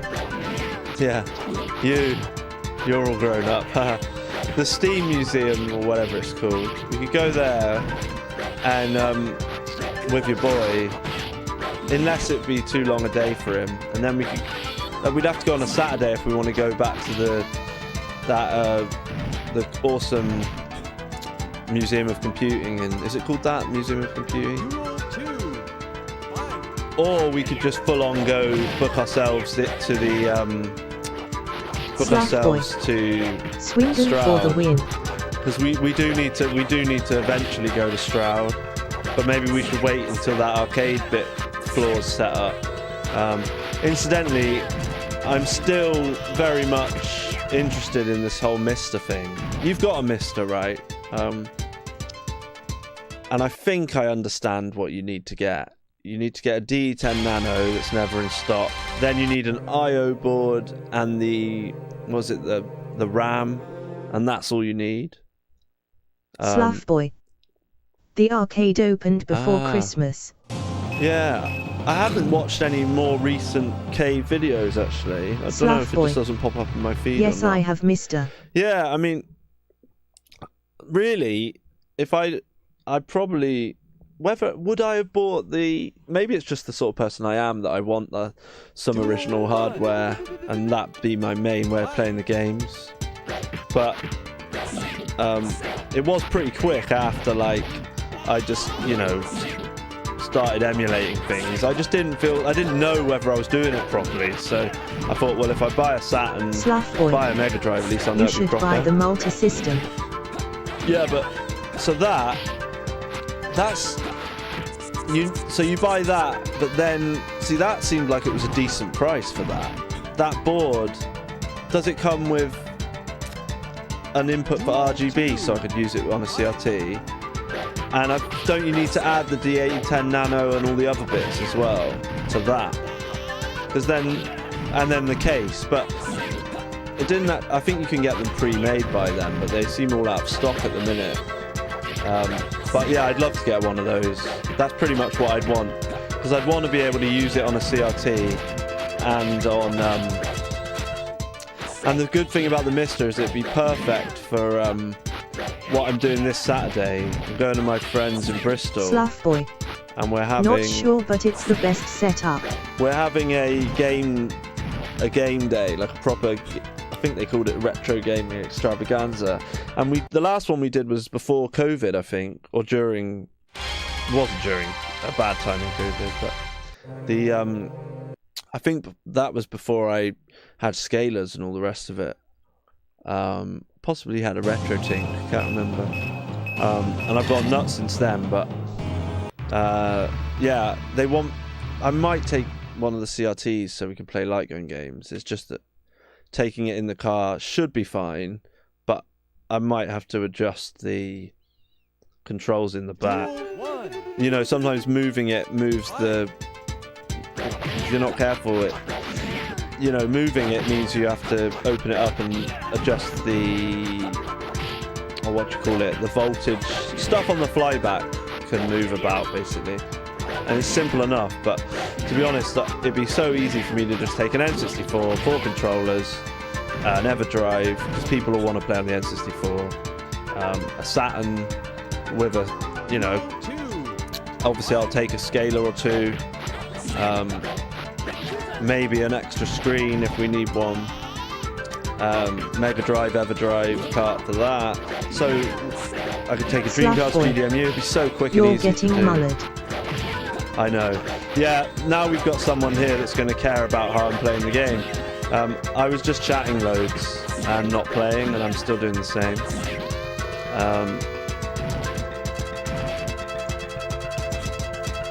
And yeah, don't take my playing too seriously today. But I've been playing this for like 2 hours, 10 minutes. What are your thoughts on this game, Slough Boy? Have you played it? I think it's really good. I think it's really Slough Boy.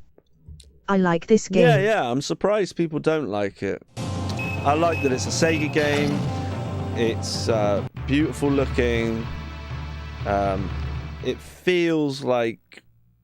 People diss it and say it feels like a Genesis game or something, but I think it feels like a Neo Geo game to me. Give it a go if you can.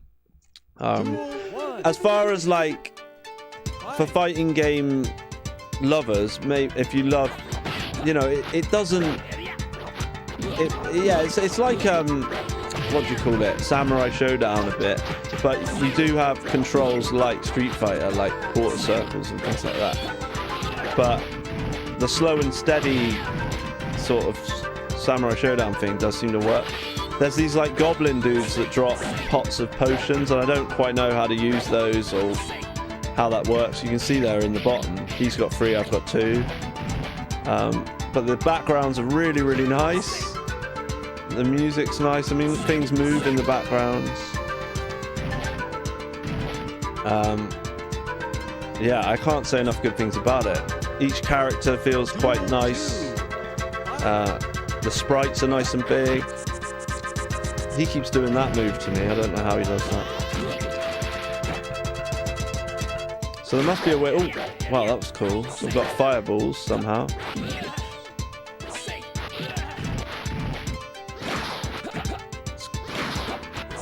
He keeps dodging everything. This is on easy as well.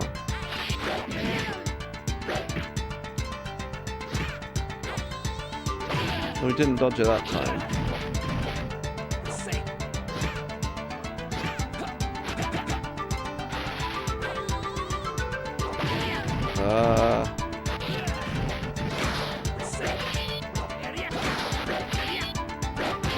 I've got to learn not to, jumping in this game is quite unforgiving if you mess it up, like most fighting games. Right, what does that mean? How do I use a superpower? I tried pressing L and R then to see if it would work.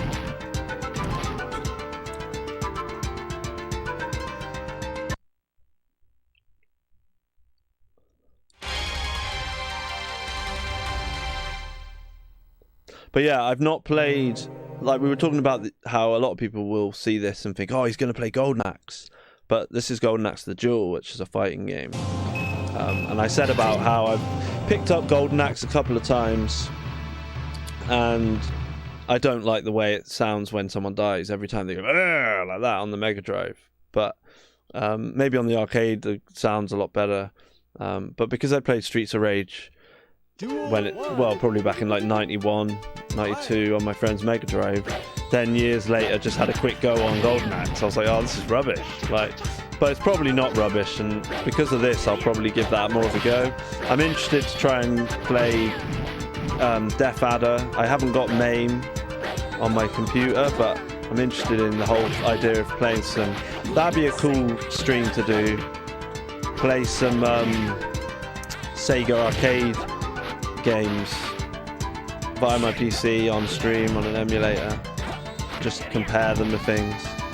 I've never played Golden Axe 2 on the Mega Drive or 3 either, so maybe we'll look at a Golden Axe. Golden Axe is a banger, how dare you? Yeah, people love it. I will, maybe I'll fire it up in a minute. I'm getting really warm in here now. I've got my hoodie on. I've got a lovely heater up in the attic, but I need to take my jumper off and have a quick break. Alien Storm. Yeah, I've got that game.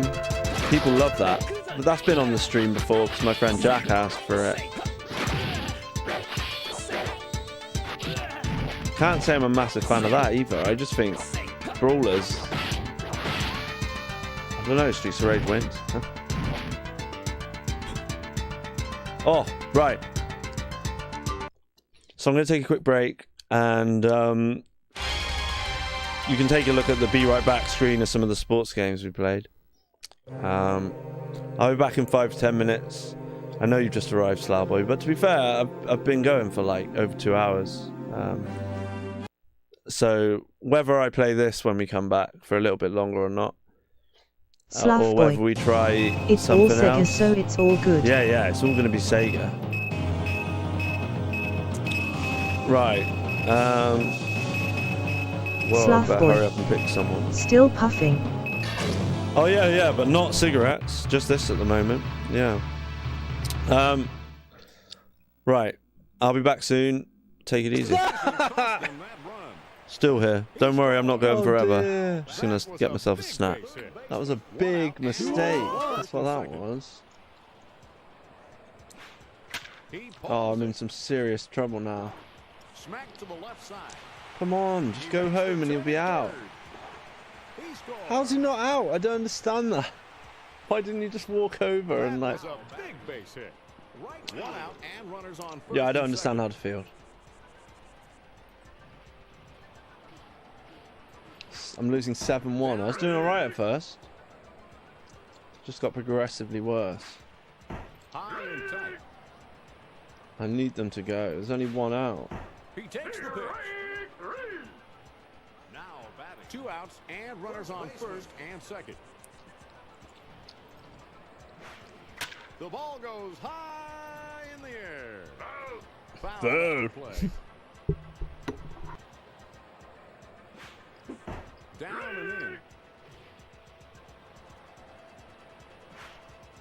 He takes the pitch. Well, that inning, I got absolutely destroyed. At the end of the 4th, God. Diamondback.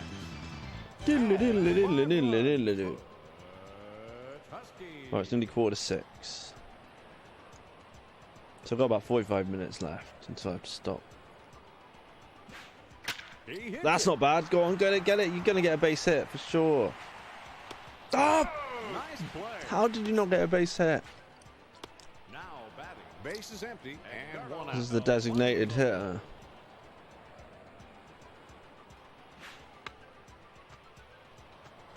Get there. Throw to first. Ah. None of them ever get there. Come on. Now batting. It all comes down to this. It all comes down to this. Right down the pipe.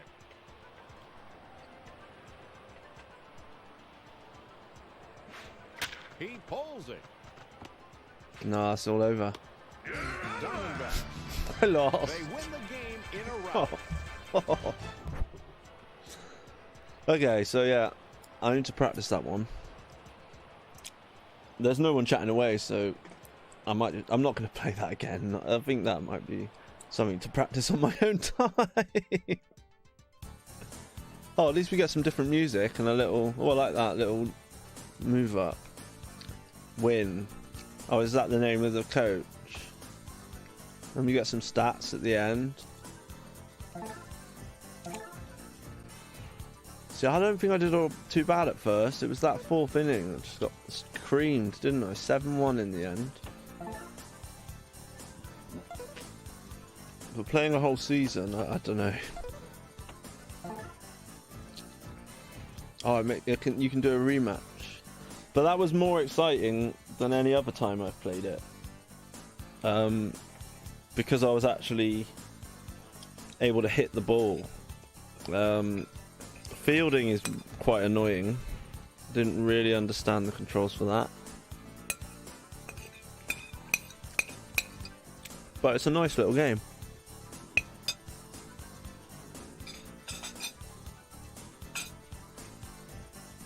Right. So, this is like... I like this tune. This is the best tune I've heard so far.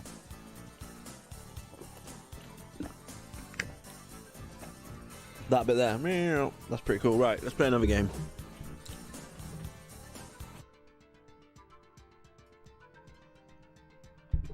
Oh, I got myself a new SCART splitter as well. Finally arrived. I've got my brand new, the Retro Tink one, which is pretty nice. And I've just realised it's getting quite chilly in here. Let's just have a look at my face. Whoa, there's me again. Alright. Yeah. So, let's have a look. Another sports game. Oh, I thought I put actual golf on here. Because that was the one that... Oh, bollocks. Sorry, I forgot your name, man. That's not very cool, is it? So, welcome to my satiator. Welcome to my satiator. What else have I got? There must be some more sports games on here.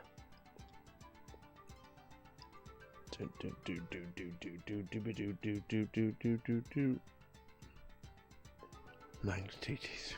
Well, I suppose that is a sport.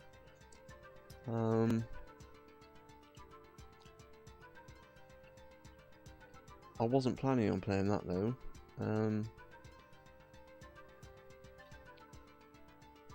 Yeah, sod it. Let's have a go. I don't know what mode this runs in. To be fair though, to be fair, I'm saying all these bloody things again. Seeing all my catchphrases. We don't have enough space. Start the game anyway. Yes, please. So this was talked about recently in the it is a Sega sports game, so there you go. Perfect. It's definitely it's what we said we were doing, so this counts. The Retro Tink is great, but it's more tinkering than I thought it would be. Like, so that's the 352 setting I've made, and then this is the other one. I don't know which one you think looks better, but... And I'm using the analog pad, aren't I, so I can see what it's like.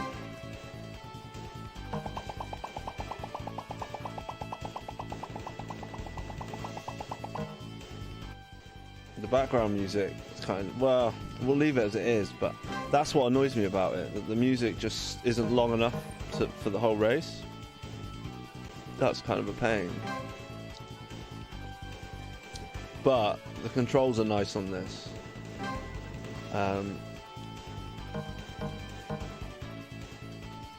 Should we just try the Saturn mode? Please select the race mode. Practice challenge. Alright, do we have to beat the challenge to unlock Superbike, do we? Please select the bike. Okay, we've got different bikes here. Yeah, so it's definitely the other mode. That looks better. Or does it? I'm not sure which one looks best. Both look a bit sketchy to me.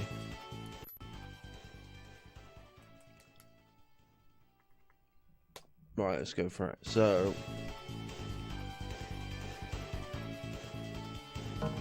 top speed. That one. Please What's wrong with this select one? manual or automatic transmission.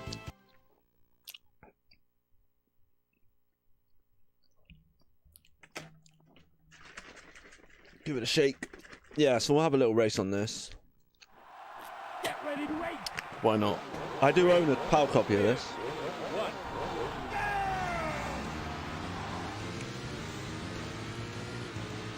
But I never thought it was that good. But I can't remember who it was that messed. We were talking about it in a someone's post in the junkyard, and people love it. So I'm willing to give it a proper go. Not sure you ever need to hit brake, to be honest. And it is quite nice playing a racing game with the analog pad. Oh, just smashed into him. Thing is, if this is what the Road Rash game looked like, because the Saturn Road Rash game really disappointed me. Like, I just don't think I'll ever play it again. Like, I love the style and the music of the menus and everything, but as soon as I started playing the game, I was like, this is crap. Like, the music actually, when you're racing, is terrible, and really boring looking graphics. Like, whereas if it looked like this and you were bashing into each other on bikes, that'd be great. Oh, that guy actually fell off. That's pretty cool. And I do like this music. It's just it will stop and then pause and then just start again, which is lame. I'm used to Sega Rally where it just perfectly matches the track. I don't even think we changed the difficulty, did we?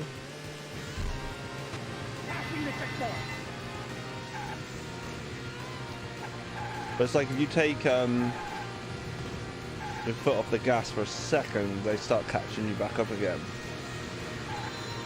And also, it doesn't really feel like you're racing the TT. I don't know if this is meant to be the Isle of Man course, but it just doesn't feel like it. The track's wide as well, and I don't, you know, it just doesn't feel as deadly. It doesn't feel like as dangerous as it should do. There's stuff they could have done to make it a little bit more, not realistic, but just like so you'd feel a bit more on the edge of your seat type thing. So yeah, I've literally just played this a couple of times.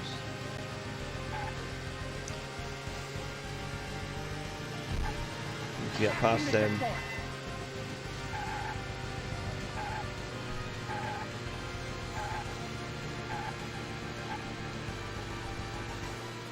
How many laps have we got left? Jesus! Where did he come from?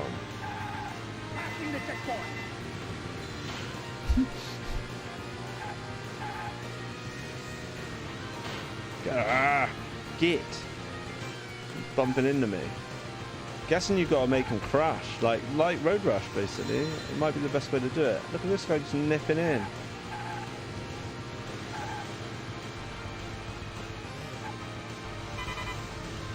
Oh no, we're running out of time. Oh, I didn't realise I could have won the race. I didn't realise it was that close. Oh.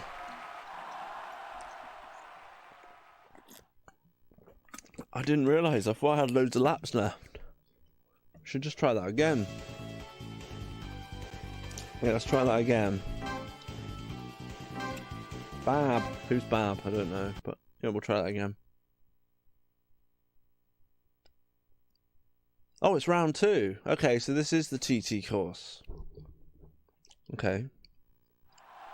Get ready to race. Here we go. Let's see what this track feels like. 2, 1. Oh, we get a new song as well. Okay, so there's only... right, this is the one that's meant to feel mental then. Yeah, the road does feel thinner, which it should do. And didn't they, like, visit the Isle of Man and everything? They took it quite seriously, right? Passing the checkpoint. So, before dissing the game, I probably should have played on this track. Because I've never played on the actual TT track.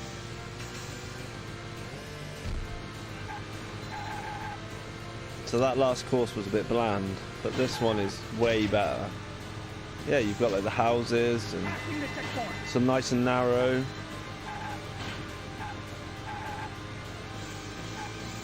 I like that squeal. Nice squeal on the guitar. Some proper jumps. Look how high that guy got.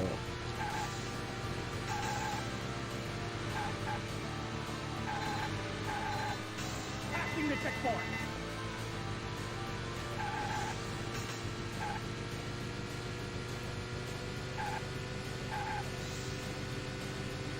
But yeah, the music could have been better. Like, it's a bit farty sounding. Whoa, that was pretty good up until that point. Jesus. Oh, there's even a pit lane.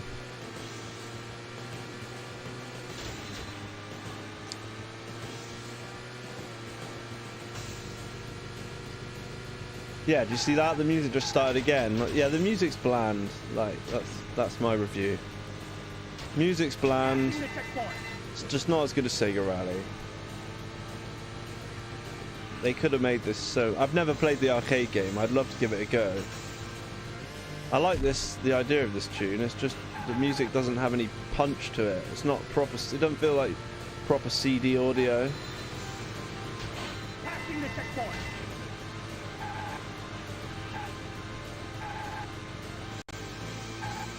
That squeal's the best bit about the music in the whole game.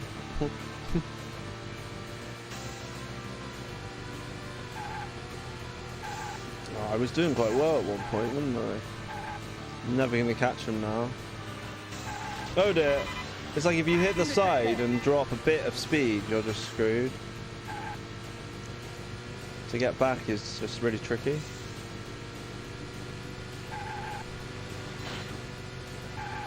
Yeah, I just really wish it had better. I guess you could play your own music. That's where I messed up last time. Oh! Just momentum took us over the line there. Yeah, I've been going too slow. Well, we're going quite fast now. Oh, that'll be our game over, I think.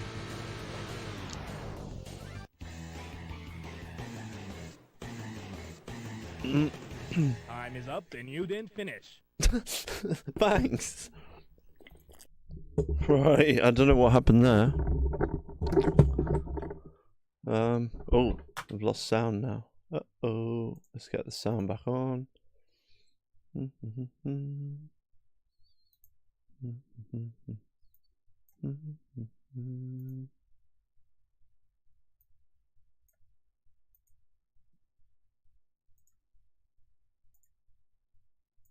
There we go. Sorry about that. So, for whatever reason, I've decided to... Why has that gone like that? Everything should come back now. Right. If anyone's still there, let me know that you can hear me. Let's quit Discord. Unless Slowboy wants to pop in. I've just quit it, but we can pop it back in. Speech chat. It's muted everything. I'm not sure why. But I just had to mess around with the power for my Mega Drive. It wouldn't switch on. Slough boy. Hello. You can hear me. Good. Slough boy. What? See, she doesn't say it the same. She calls you Slough boy. I was saying earlier, like, the robot voice has been changed. It's definitely been changed. And you can only have Susan or Hazel, but I think the one we used was called Xena or Zara. She's been deleted. But she used to call you Slew Boy. She calls you Slough. I have a different voice. Yeah, Slough instead of Slew. It's weird, isn't it? Yeah. And apologies for all the weird stuff happening in the chat. Like, people can't write long messages and all sorts of things. Right, anyway, so without further ado, oh, hang on. Let's find what's going on with this controller now. Jeez, I can't catch a break. Like, this is my Retrobit wired controller, and it's not letting me use it. Slough, slew, slough. Slough, slew, slough. Unless it's knackered. Yeah, the buttons aren't working. Maybe I have to hold start. Slough, slew, slough. Yeah, it keeps... people keep... I don't know who Commander Root is. Costru. It's basically using you to say you can tip me, but that's 3 times in a row. Shouldn't be doing that. Tippy stuff. Right, yeah, so there's something wrong with this controller, so we're going to have to use a different one. Right, okay.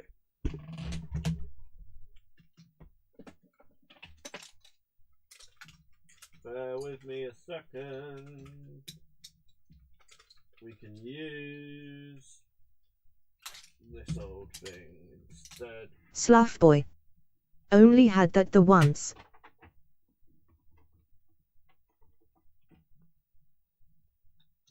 Yeah, it's just not working. I'm hoping it's the controller and not my actual ports.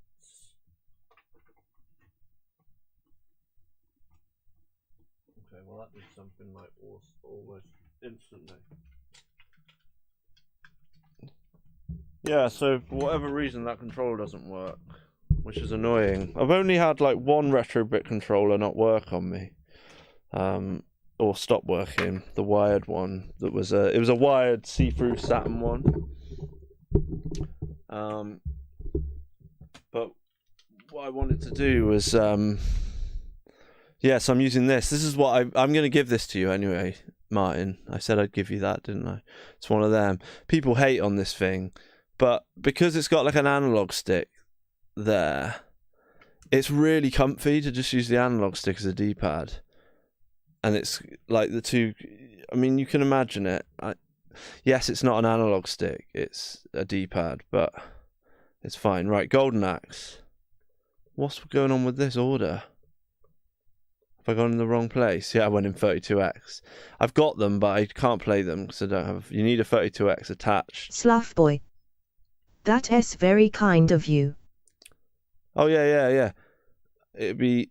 And I sent Panos an apology for... It's been over a year, I think, since I should have sent him the racing wheel.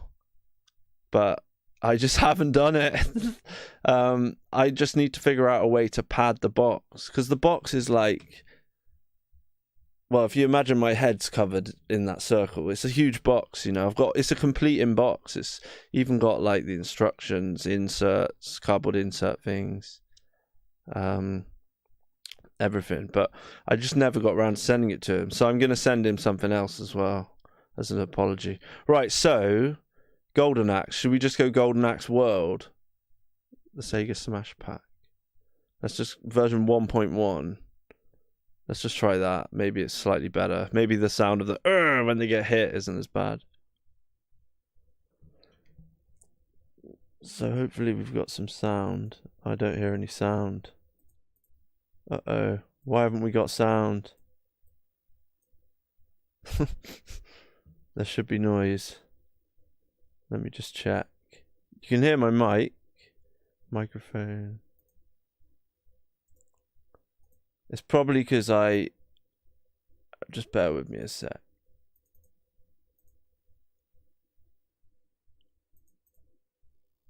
Let's change it to... Yeah, you should be able to hear something. Don't know why there isn't sound. Speakers. Playback.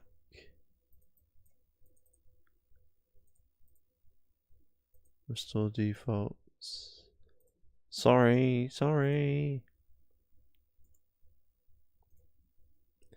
Maybe I just need to go off this again. Yeah, I'm not sure why we're not getting sound here, to be honest. Unless I put the volume down on the actual Mega Drive. Oh, I know why. My bad. Right. That was interesting. It sent us back here.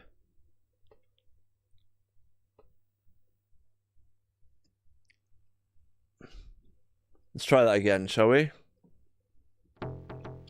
Thanks for sticking with me. So I'm gonna give this a proper go. Okay, so I think they're using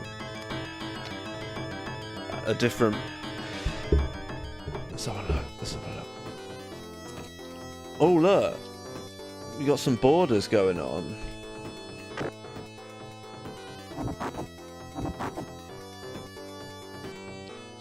So this is, I'm guessing that's 256. That's one thing about the RetroTink. I'm still not quite sure about this 5X and the 256 mode. But I bought the RetroTink because I felt guilty about having the OSSC not being an official product from Kaiko.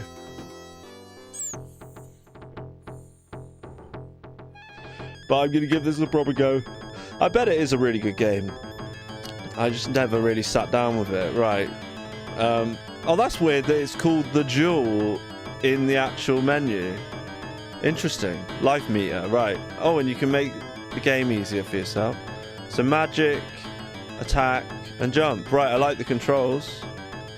Should we go and find that noise of the ugh? Let's go and find it. Sound effect. There you go. Is that it? There's just two. So you'll hear that like over and over again. But yeah. Right, arcade or beginner. Should we just do beginner? That's nice that it's got a beginner option. Right, who should we be?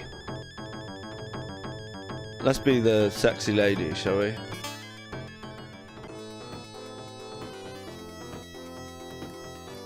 Yeah, so let's have a look. I'll tell you what. So I've got this new CRT thing, and I'll just move that. It's easier for me to move it. I love that sound of the pause Mega Drive. That's amazing, isn't it? But yeah, let's give this a bash. Although,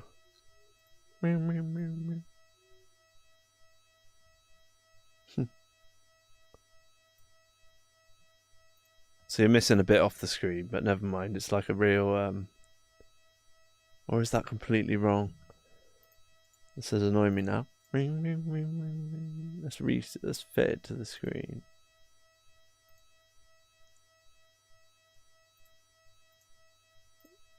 Unless I've... Ah, that's why. I'm showing you all my secrets now. That'll do. So there's like some real overscan on this TV. Like real life, right? Let's see. Oh! Can you... Oh dear. I got took out then, didn't I? There's that noise again. So the music... Does it stop every... See, that's why the game annoys me. Am I going to be able to get over that? The music stops for them to go, ah! I'd rather they just died.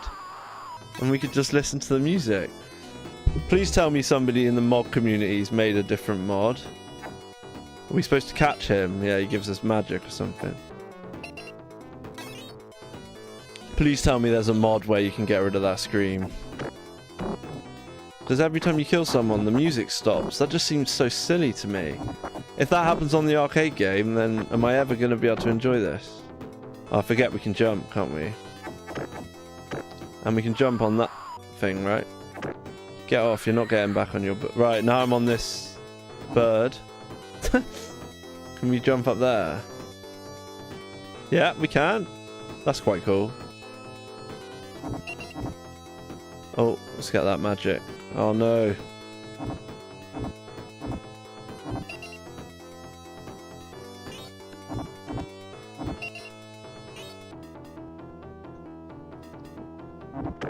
At least the magic isn't disappearing. Yeah, can you jump up there? Oh no, it won't let me get that.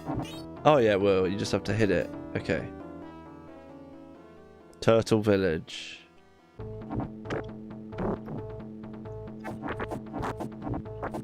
Oh, it took me out again. Oh, he's knocked me off the... Yeah, that does... Come on. I mean, that is annoying, right? Every time you kill someone, it's like... Argh! Why did they do that? Why did they have to, like... I'm trying to think now in, like, say, Shinobi Revenge of Shinobi. Is there, like, a noise every time someone dies? I don't think there is. They thought it was really important to have that voice sample in. So they could, like, stop the they had to stop the music to make it happen. I wonder how big those files are. They're probably massive. I don't know, maybe that was a big deal back then.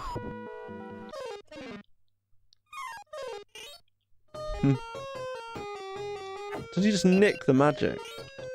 We've got some weird music again. So yeah, I mean, I don't know if this might have been a launch title, but to me this feels like it's just not very sophisticated.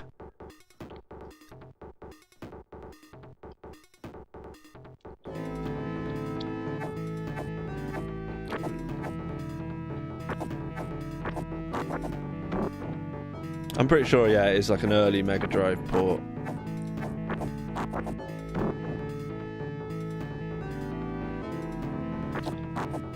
Quite like what they're trying to do with the music of this bit, but it's going to end in a minute when he dies. Every time. Wonder if you can turn the voices off. That would make the game fine. No one's talking to me, so you've either all left or no one cares and they think this is the greatest game ever. It's a bit like me with, well, it's worse than that. But the song Ramble On by Led Zeppelin. If I spoil the song for you forever, then I'm sorry, but it's my dad's favourite Zeppelin song. And but I just don't like the beginning. Like, well, I think it's the whole way through the song. It's like a beat being tapped out, like the whole way through, but it sounds like it's just annoying to my ears and it spoils the whole song for me because I can't unhear that noise. Slackboy. Arcade came out in 1988 or 1989 and the port came out in 1989. Right, okay. What do you think about when you kill someone, like the stop of the music and that annoying scream every single time? It just sort of ruins the game for me so far. I'm wondering if somebody ever sorted that out. They could easily just take the noise out, right? Maybe that could be my new translation project. My new project is to like the fire noise seems okay. It doesn't stop the music. So why can't the scream? Slaffboy. That might be a bug. No, I don't think it is. What, you're saying when you used to play it never used to do it? On your Mega Drive? Like every time? Do tell, because it's what's put me off the game. Like, I've never got this far. I just sort of, because I had so many other games to play. It's not one I played back in the day, but I know it's like super famous. And I just thought, oh dear, no thanks. Because there's just more sophisticated, like Streets of Rage and stuff is just way better. That's why I was like, no, I won't play this. But I love the premise, like the whole, like we were talking about, you know, the fantasy stuff and dragons and swords. But there must be a better version of a game like that that's not Golden Axe.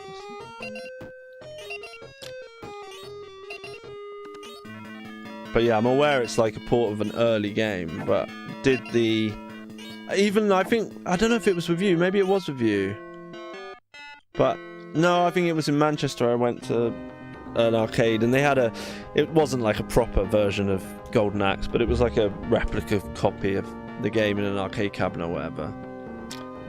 And I think it did it in that as well. The scream stopped the music, even on the arcade version. But maybe Golden Axe 2 and 3, they don't have the scream stopping the music. That would literally be a big plus for me. I wouldn't mind if it was like when you killed a boss, but every single time, the music, it just sort of spoils the flow of the game, because the music's a big deal in these games. So far, the music's not bad, it's just the instruments they use aren't very good, but then again, it's early stuff. I've still not used any magic. I like that you can pick people up and throw them, it looks kind of cool.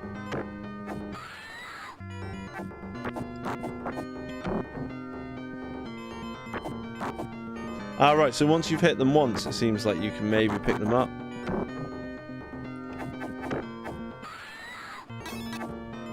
They're not going there, no? Oh god. Deb? Is that meant to say debt? Like it's a debt collector?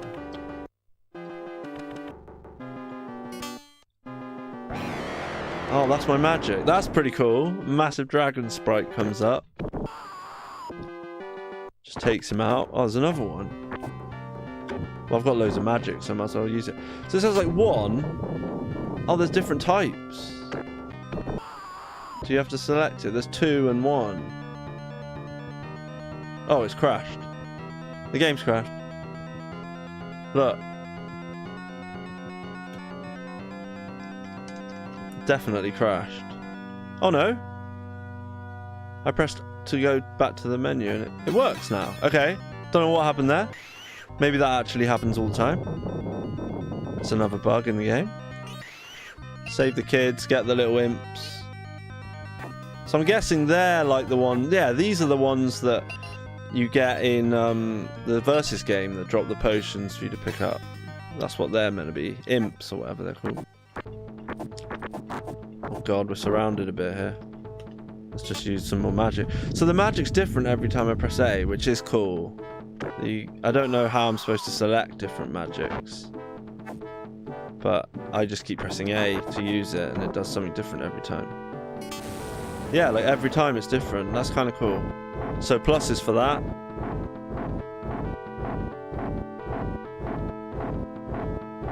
I bet this was like huge in the arcades. It's like, whoa, that's ridiculous. He's still alive though. I like when you jump in the air, you can really swing. I like that animation of the swinging sword. Maybe I'll just learn to like forget about the stupid they died so they must stop the music.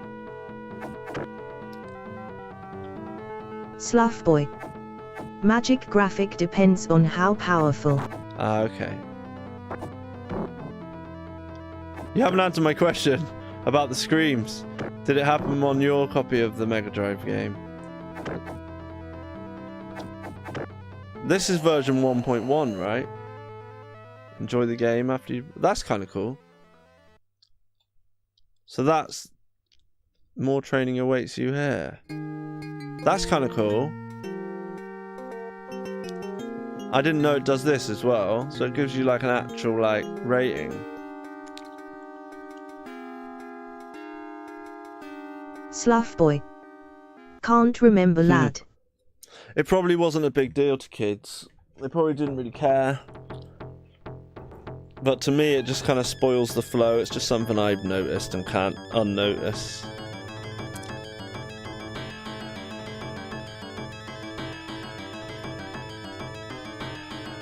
So, let's have a look. Yeah, because you go to sound test. It's as if, like, these are the songs. Then there's the sound effects. And then there's the two voices. Like, they're very big deals. They're on. You don't get many sound tests where they have the sound effects and the music. Usually the voices are in the sound effects. There's just a male and a female one. use throughout. It'd be great if you could just turn them out. What does fade out do? Well, it doesn't do anything. Oh, maybe it's if we're playing the sound effect. That's kind of cool. So you can be listening to it and then just make it fade away. Let's give it a go. It'll be her again. So that's good that there's like a little beginner mode. I like that. Death Adder invaded the castle, has taken the king and princess prisoners.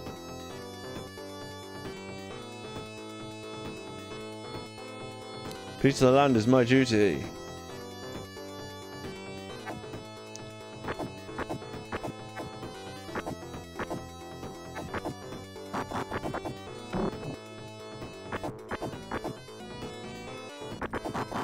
Oh.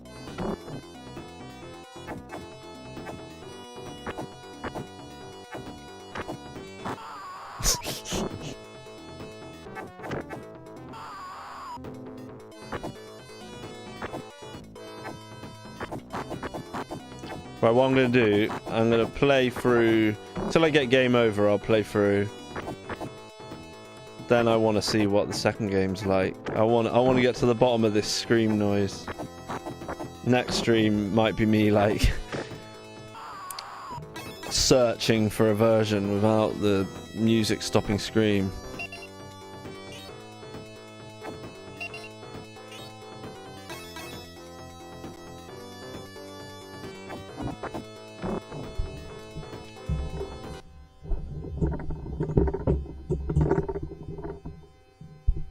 That's how you can tell I'm playing on real hardware.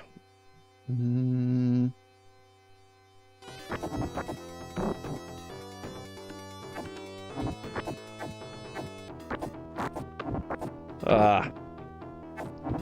It's definitely harder.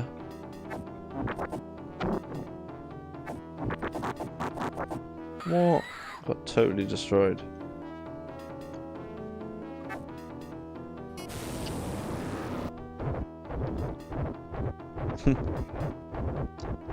Yeah, they really went to town with those, didn't they? Ah! I wonder if they always try and get on the... I bet they do. A nearby enemy will always try and get on there.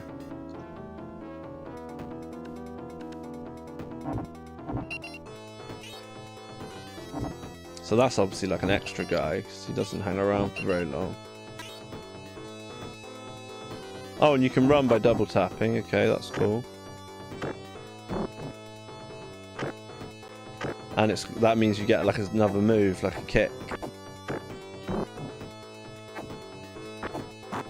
These guys take ages to take out.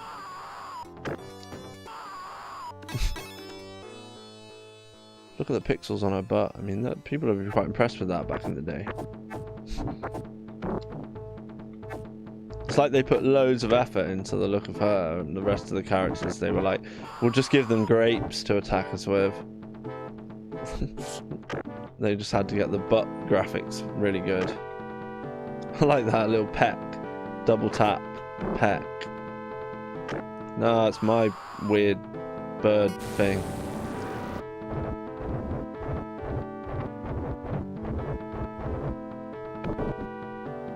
Why won't it let me jump on it? That's really annoying. Oh, just because it wasn't quite in the right area of the screen. But you're right, it's an early game. I shouldn't be so harsh on it, but it's only one thing. Just don't know why it was so important. It'll be stupid if it doesn't do it on the arcade. The stop of the music when they die. And they just wanted to include the screams from the arcade and show off. It would make sense because they're on their own at the bottom of the like... Someone would be able... I'd be able to find out if I just look at the code. Boy. Golden Axe was the first game my Japanese game came with. 12-year-old me creamed his jeans that day. Haha.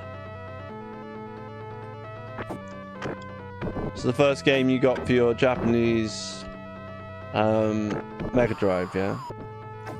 Yeah, I wonder what the Japanese version's like. I'm not sure I've got that on here. Although we could get it, I'd just have to load it up This might be the Japanese version, actually.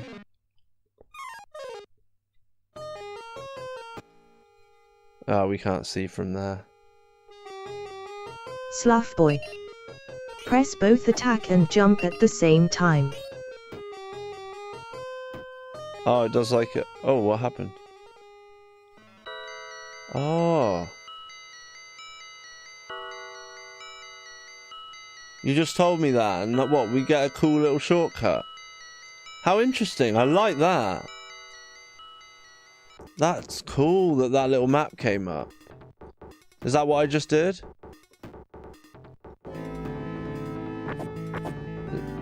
Did you mean to do that, or is that just... You just meant that's an attack, it's not really a shortcut. It's just a cool attack, right? I thought it like was a cheat, and I just timed it perfectly to when you said. So this guy's got some flowers or grapes. No, it's a special attack, you plum. Hey, I don't know, it was just the way I did it. Yeah, to be fair to the game, there's a lot more to the control than I thought there would be. Like, it does feel quite nice to control. And I don't mind the, like, basic style of the graphics because it's so old, but it's just a damn shame about, like, oh, I just need to get used to it, don't I? And just get used to the screen being there. It'll just become part of the charm, hopefully. So when she does that, she's facing the wrong way.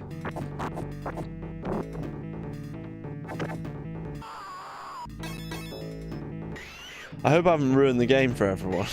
They're going to be like, oh yeah, he's right. It does stop the music every time you kill someone. But yeah, thanks for joining me today, guys. Especially thanks to Nuno. Strength in numbers popped in at one point. Right, let's just kill everyone now. Oh, get off.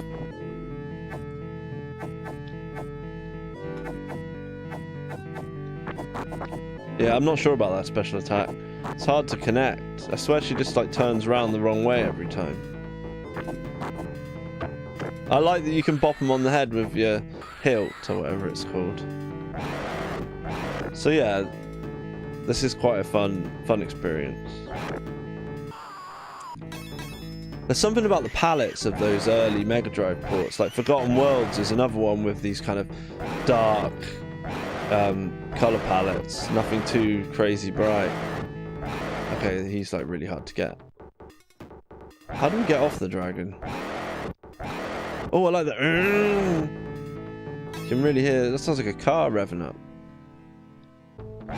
Oh, crap.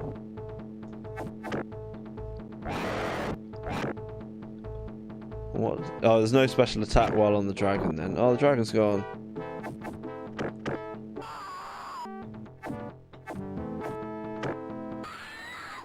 Uh-oh.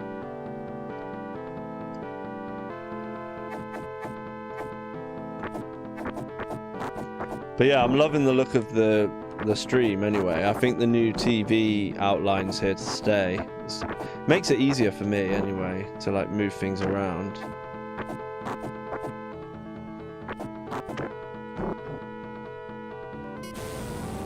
Bit more magic. And I do like the different types of magic. It is quite cool. Gives you a nice little break from everything while it works its magic. But yeah, great to have Slough Boy. Strength in numbers popped in at the beginning. I may have offended X-Band TV. I didn't mean to. The moderator told him to stop sending loud messages and he was like, whoa.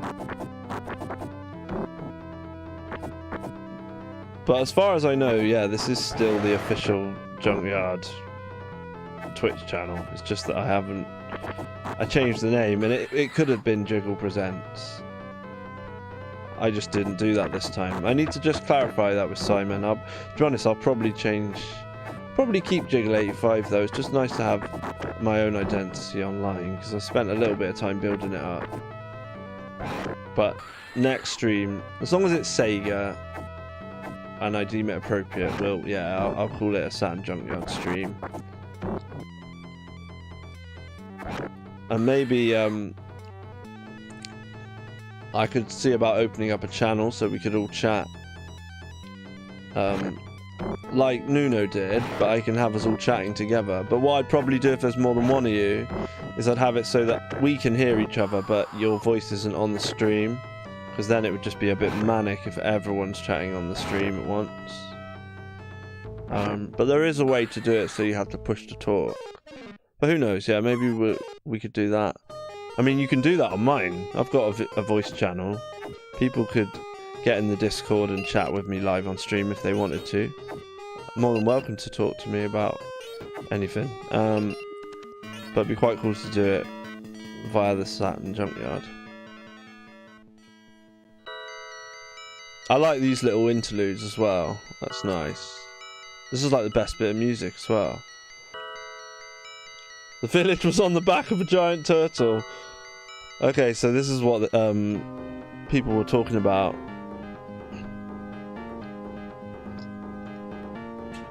A little bit of a... Oh, I didn't mean to do that. I pressed the wrong button. It does feel like it gets a little bit more exciting as it goes on, which is cool. Things are ramping up a bit, you know, like the music, tempo. So they've done a good job there. Come on. Got no magic left. Ah!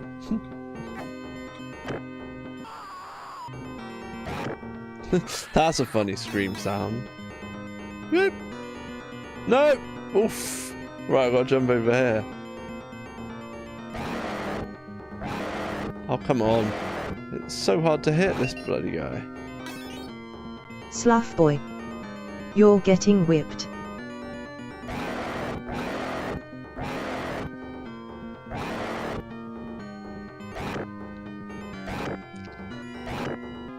Oh. Yeah, I never said I was good at games.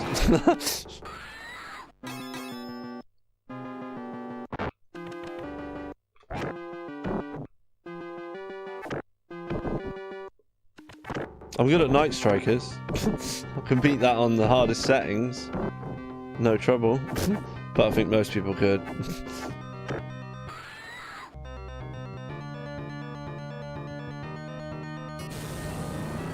Nice little bit of neoclassical music. But I hope the audio visual presentation of this stream's okay, because like I said, I haven't streamed for ages. So. Good boy.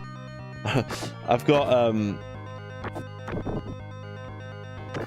I quite like this tune. I've got 32 gigs of RAM in the computer now, and a 2 terabyte C drive, and I cleaned the whole thing out, so hopefully... Oh, and I put... The most important thing is I put a new PSU in it, because the fan in it... Well, basically the PSU was like buzzing, and it's supposed to be a super quiet computer for music production. So I did some research and figured that I bought quite a cheap power supply, and well, not the best power supply in the end. So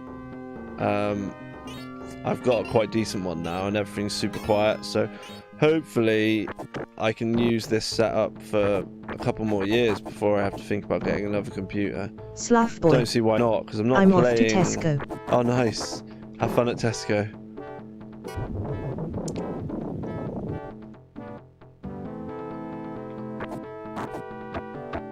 That is cool, the little combo there.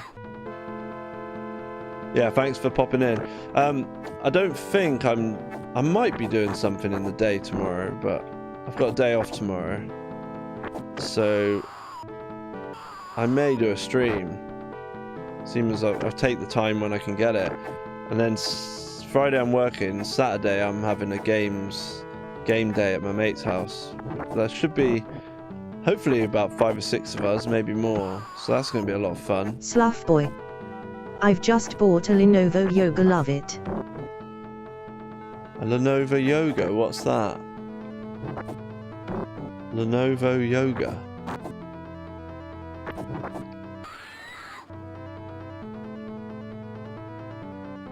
You have to tell me what that is.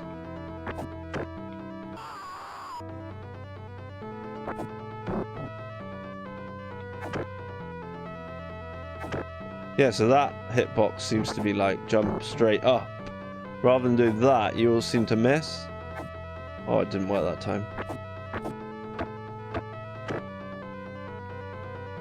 Still going.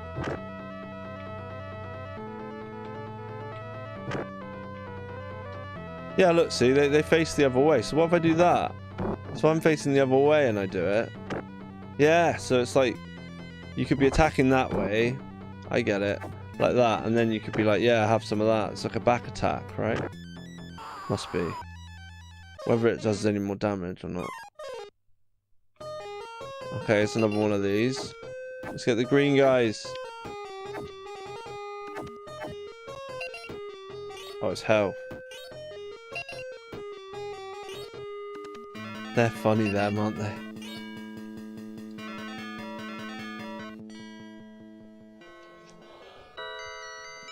Yeah, I really like this little piece of music. It's really cool. I'd quite like to sample that. I think I might sample that and use that in a tune. Oh, getting a bit more dark now. Oh, he's jumping up with me.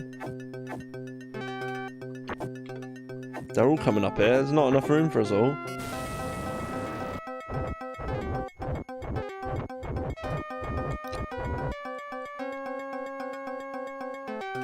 Can you jump all the way down there? Yeah, you can. That'd be cool. I quite like how dated it feels in a way. That music, you know, they're not pushing the limits of the sound chip, are they really? But the game, it's a port of a game that came out ages ago, so... Why does he want to go up there then? If I wasn't up there.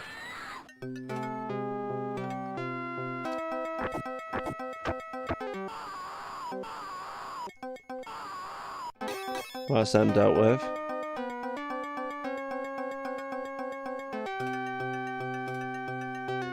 Whoa, there's some weird scaling stuff going on the stream. Sorry about that. I've only just noticed it when I move up and down. Something to do with the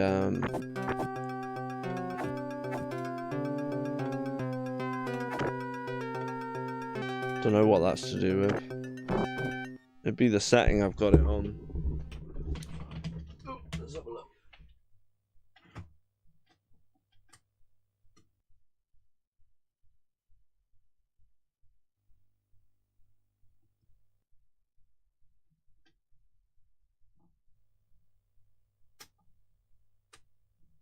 Put it in the middle.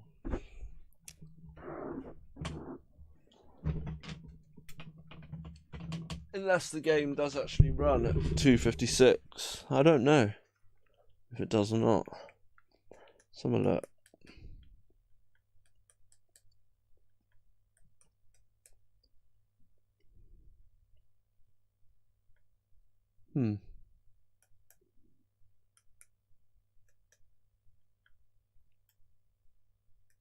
So we just go generic.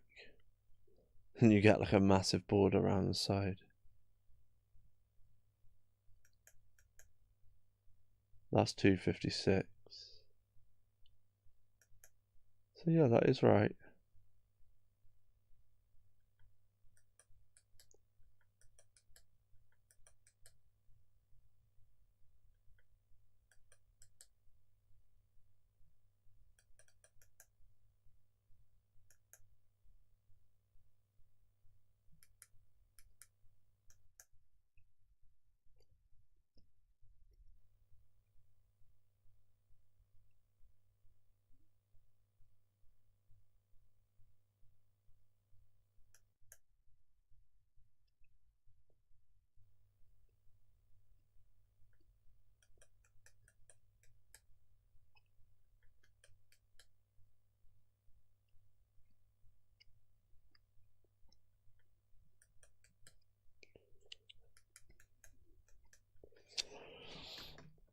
Right.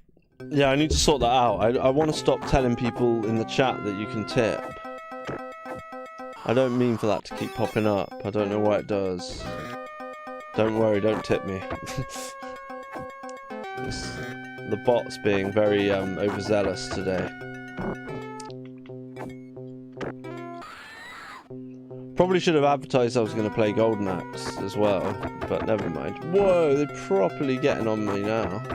Smashing me with the shield. I do like the different enemies and stuff. It's not as bad as I thought it was going to be, to be honest.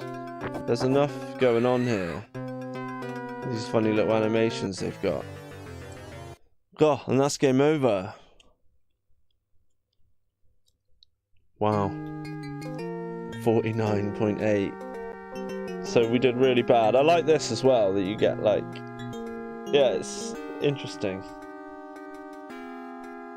So I didn't even get an F. Ungraded. Right. Let's see about playing. Let's see what Golden Axe... I just want to play Golden Axe 2 for a second and see what happens. Whether it's like awful, worse than the first one. Whether the music continues after you've bashed somebody. Let's just see. Oh.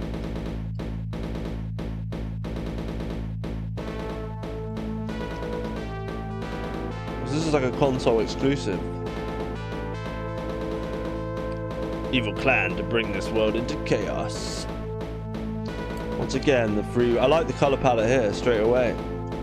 Mighty Battle. Golden Axe 2! That's pretty cool. Oh, we get some different music here.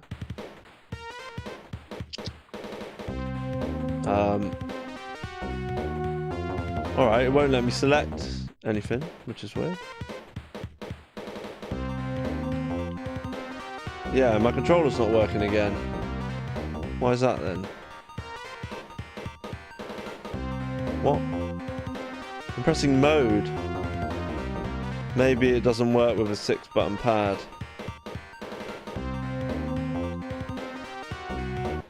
Yeah, some games don't like it, do they?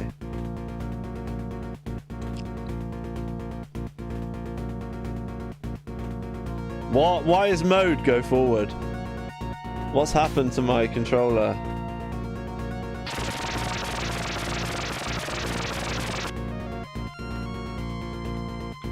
Yeah, I can't seem to control the character. I can jump. I can do everything but move. I can move with the mode button. I don't understand that. This music's a lot better.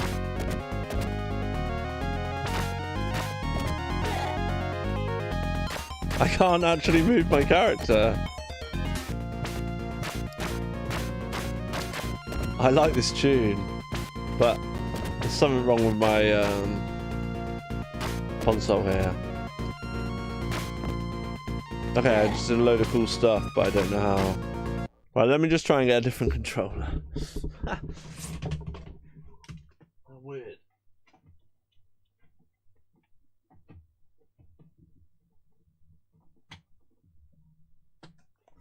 Oh.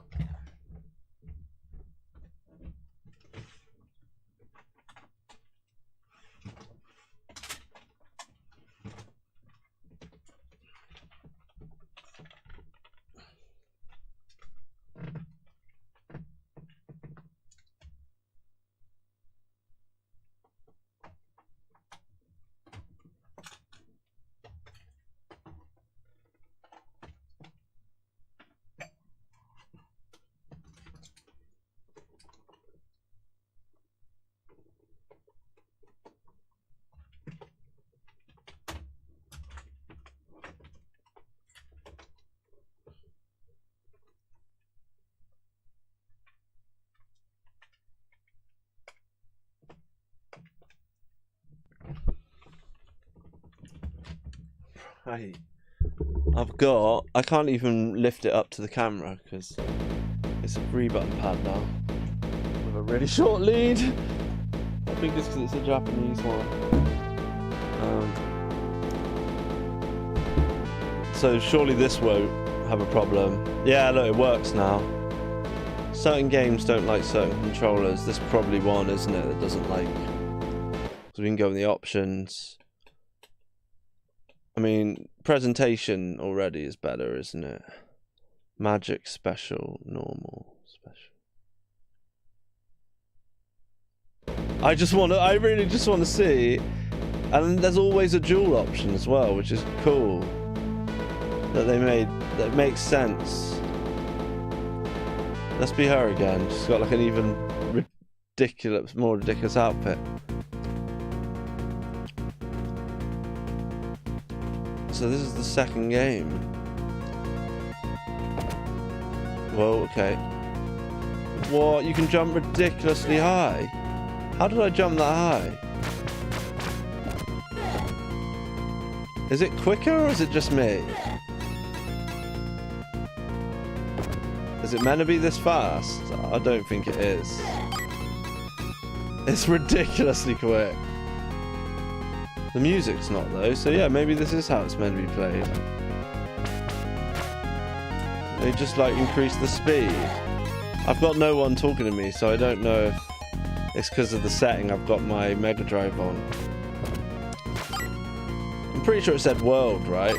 So we've got it on the USA setting. So, but yeah, we just seem to be able to move around like really fast. So it's more of the same, isn't it, really, so far? Slightly different. You got the magic at the bottom. Similar move set. Different costume.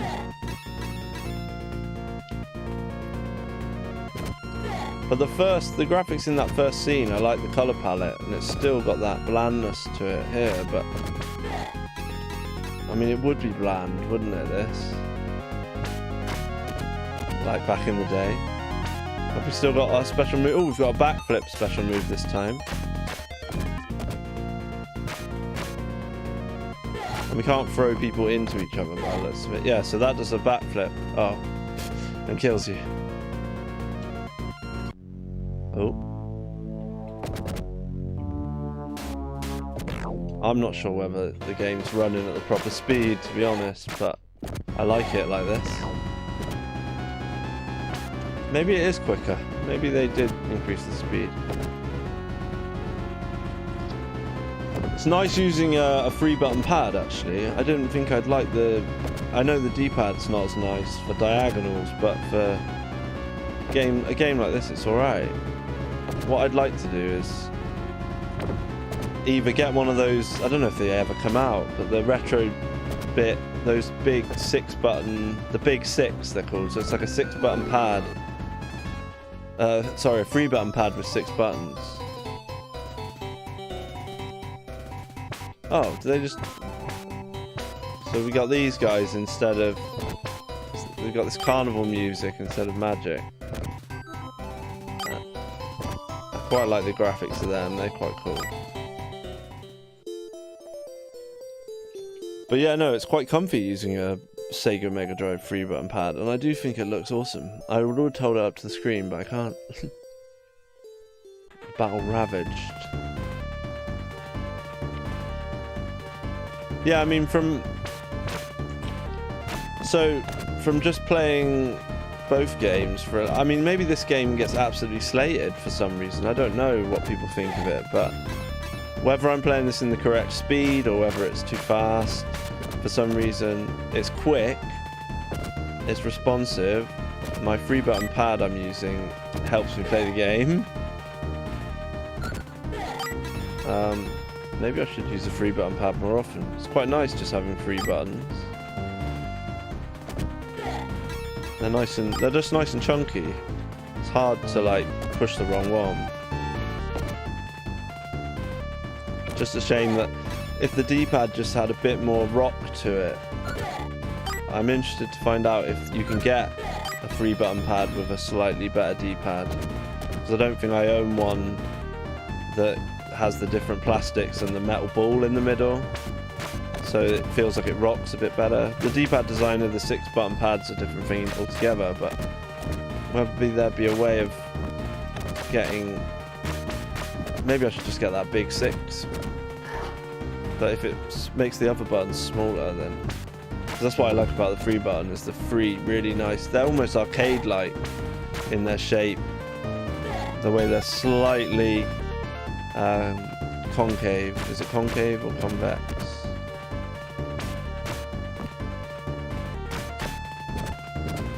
But I prefer the themes with the music. Don't necessarily think it's nice instrumentation, but the tunes are better from the off. The fighting's more zippy for sure. Way quicker.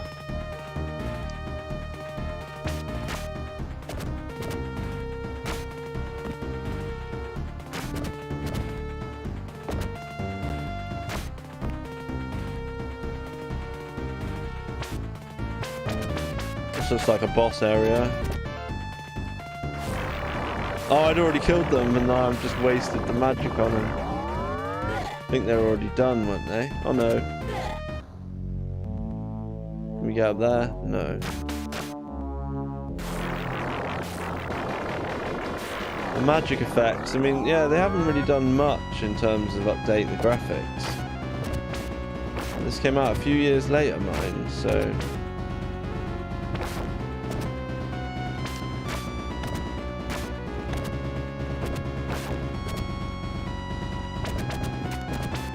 Definitely quicker, unless I was just playing the last game on a PAL setting by mistake. I like that backflip as well, that was a complete fluke. But right, so what happened there? Yeah, you do a massive jump if you double tap and press jump, which is interesting, very interesting. Like, ridiculous. Is that for like a, is there a way of setting up like a massive move? Like, why would you need to be able to jump that high? I'm just trying that. Yeah, you can only swing your sword once, though.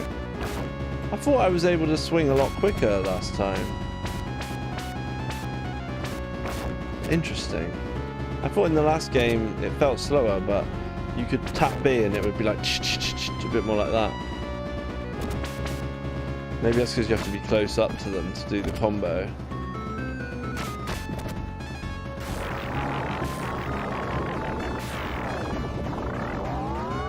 But yeah, no. Can't say I don't like these games. Am I missing something? Did I... Yeah, I didn't even think about my one complaint with the first game, did I? About the noises. I wonder if they're still there. I forgot. I don't think they are, you know. I think when you kill someone, they don't make a sound. So in that case, this will be my chosen Golden Axe game. We found the enemies using the ancient ruins as a base. We destroyed it and now we leave for the enemy's headquarters.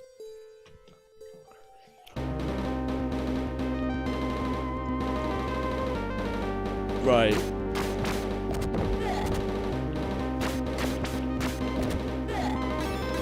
Yeah, they don't, it doesn't ruin the music when they're dead. I don't think so.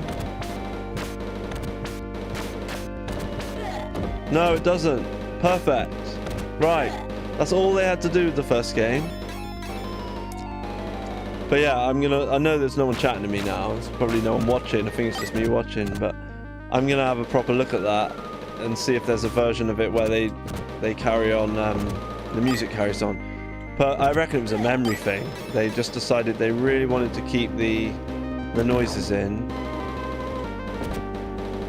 Because they could have just used like a lesser file size, even if like, because it doesn't exactly sound good anyway, the voices of them dying in the first game.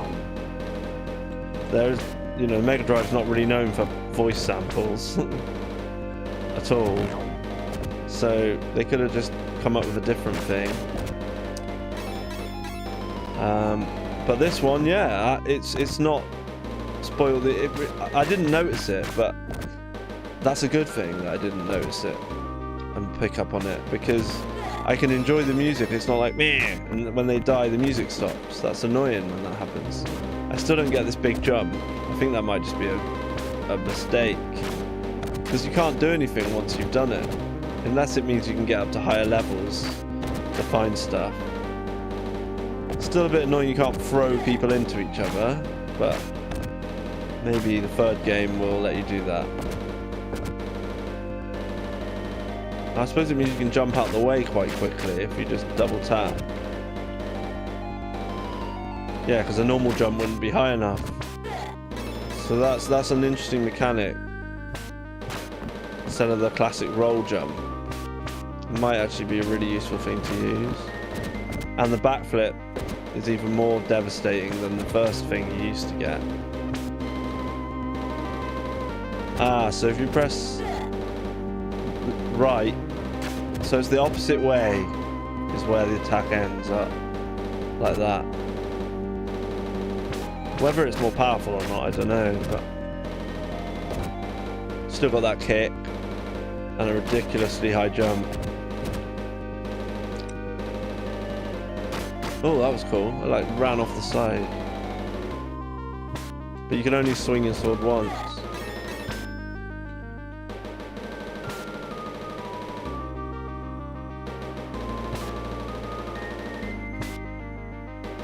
What's down do? So it's down and jump. Doesn't do anything. Up and jump.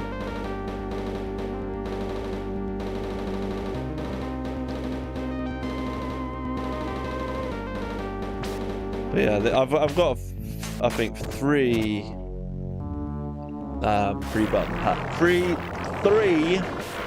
pads, and all of them are a bit knackered out. I might open them up, see if I get some parts for them, because yeah, the D-pad just feels like it just needs a bit more squidge to it, a bit higher up or something. Yeah, there's nice colours in this game. It improves in every way, as far as I'm concerned. So if anyone thinks this is rubbish, like this is much better than the first game. It's got better music, better sound in general. The music continues when you kill an enemy. As far as I know, unless it's my own bad for the way I've set the game up with my 50-60 hertz, all that stuff, it's quicker, and you can do a super duper jump.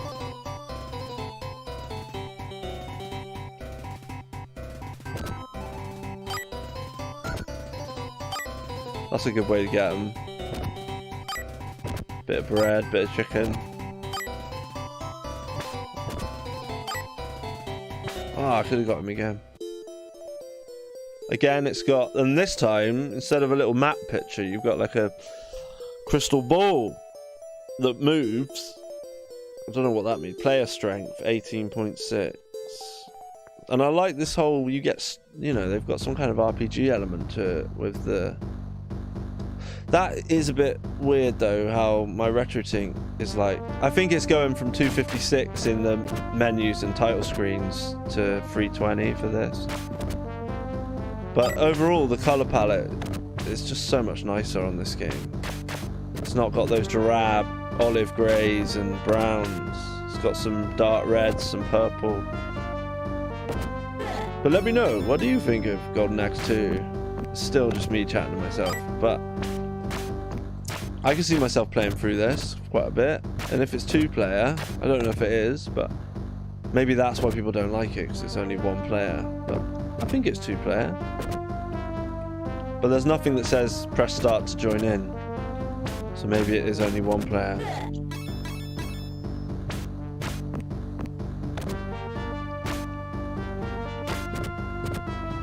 But if it's 1992, then Streets of Rage was already out. So they knew that they had to... Well, they already had Streets of Rage on their console, so Sega weren't exactly sad, were they? It's just a different take on the beat 'em up genre.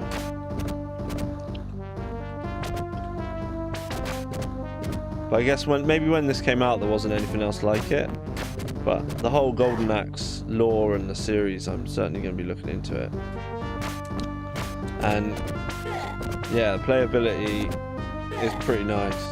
It feels a little bit better, the control, like hitboxes and the way you can move up and down the screen. It felt a tiny bit clunky on the other one.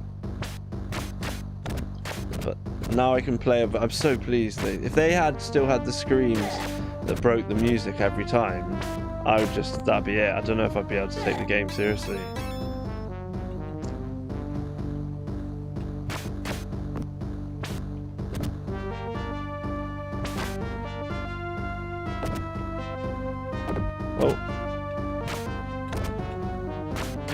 Yeah, you can really move around quite nicely. Very fast. Feels like really quite snappy.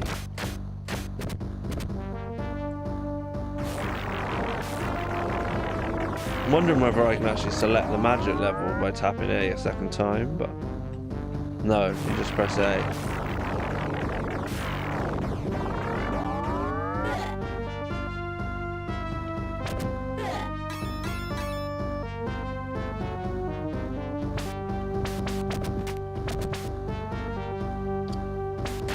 Yeah, it's been real cool playing with yeah, my thumb is getting tired on this D-pad. I can feel that the plastic's got a hard push to it. Yes, you can throw them into each other. Awesome. The game gets more points. Actually grabbing them is harder than it looks, though. Oh, I'm on my last life. And the picture of her looks a bit like a bloke.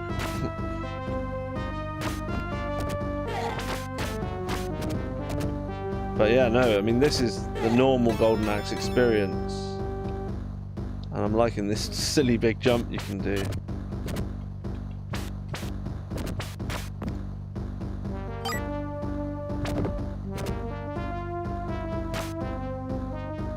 And obviously, yeah, you can jump. Oh, I didn't realise those guys actually attack you. The imps didn't used to attack you, they just ran around, didn't they?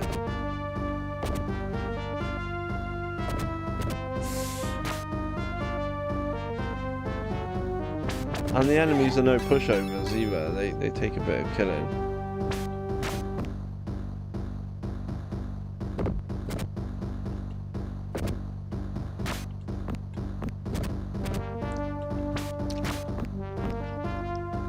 But yeah, I think about 3 hours is probably the perfect length for a stream. I mean, I hardly had a break either, so it depends. If I was taking regular breaks, maybe the actual stream time could be longer. Who knows? If I get a bug, then maybe we'll just spend tomorrow doing a big ass stream. I've got to go to town in the at some point. Probably I'll go to town in the morning and decide what I'm gonna do. There's no reason why I can't do another stream. This is my last life. But yeah, just a better game all round. Next thing I'm gonna do is figure out what people think of Golden Axe 2. I'm just gonna go right into the Golden Axe series. And if you're unlucky, I might be playing it again tomorrow. I do like this game. I think 2-player would be a lot of fun. It really is just a hack and slash. It's not trying to do anything too complicated, but the animations are nice. There's some interesting stuff, like that jump is just weird. But there's a backflip move, so it's decent. Oh, I've still got to credit that. But yeah, I'm going to call it there. Thank you very much. So special thanks, of course, to Nuno for giving me some of his time. Go and play something in the Golden Axe series. Oh! Again, this game's better. Better music at this bit. I got an F, so I'm getting better. Right. Thanks to Nuno. Thanks to Strength in Numbers, who popped in. And then who else was here? Slough Boy. I wonder what happened to X-Band TV. And Costru was here. Sorry to X-Band, because he said wow after he got like please refrain from sending long messages. I feel like I need to apologize to him in person. Because I don't know if he just like, yeah, all his messages got deleted and he just disappeared. I did apologize live on stream, so sorry about that. Thanks to Slough Boy and everybody else. It's been really good fun, and I'll see you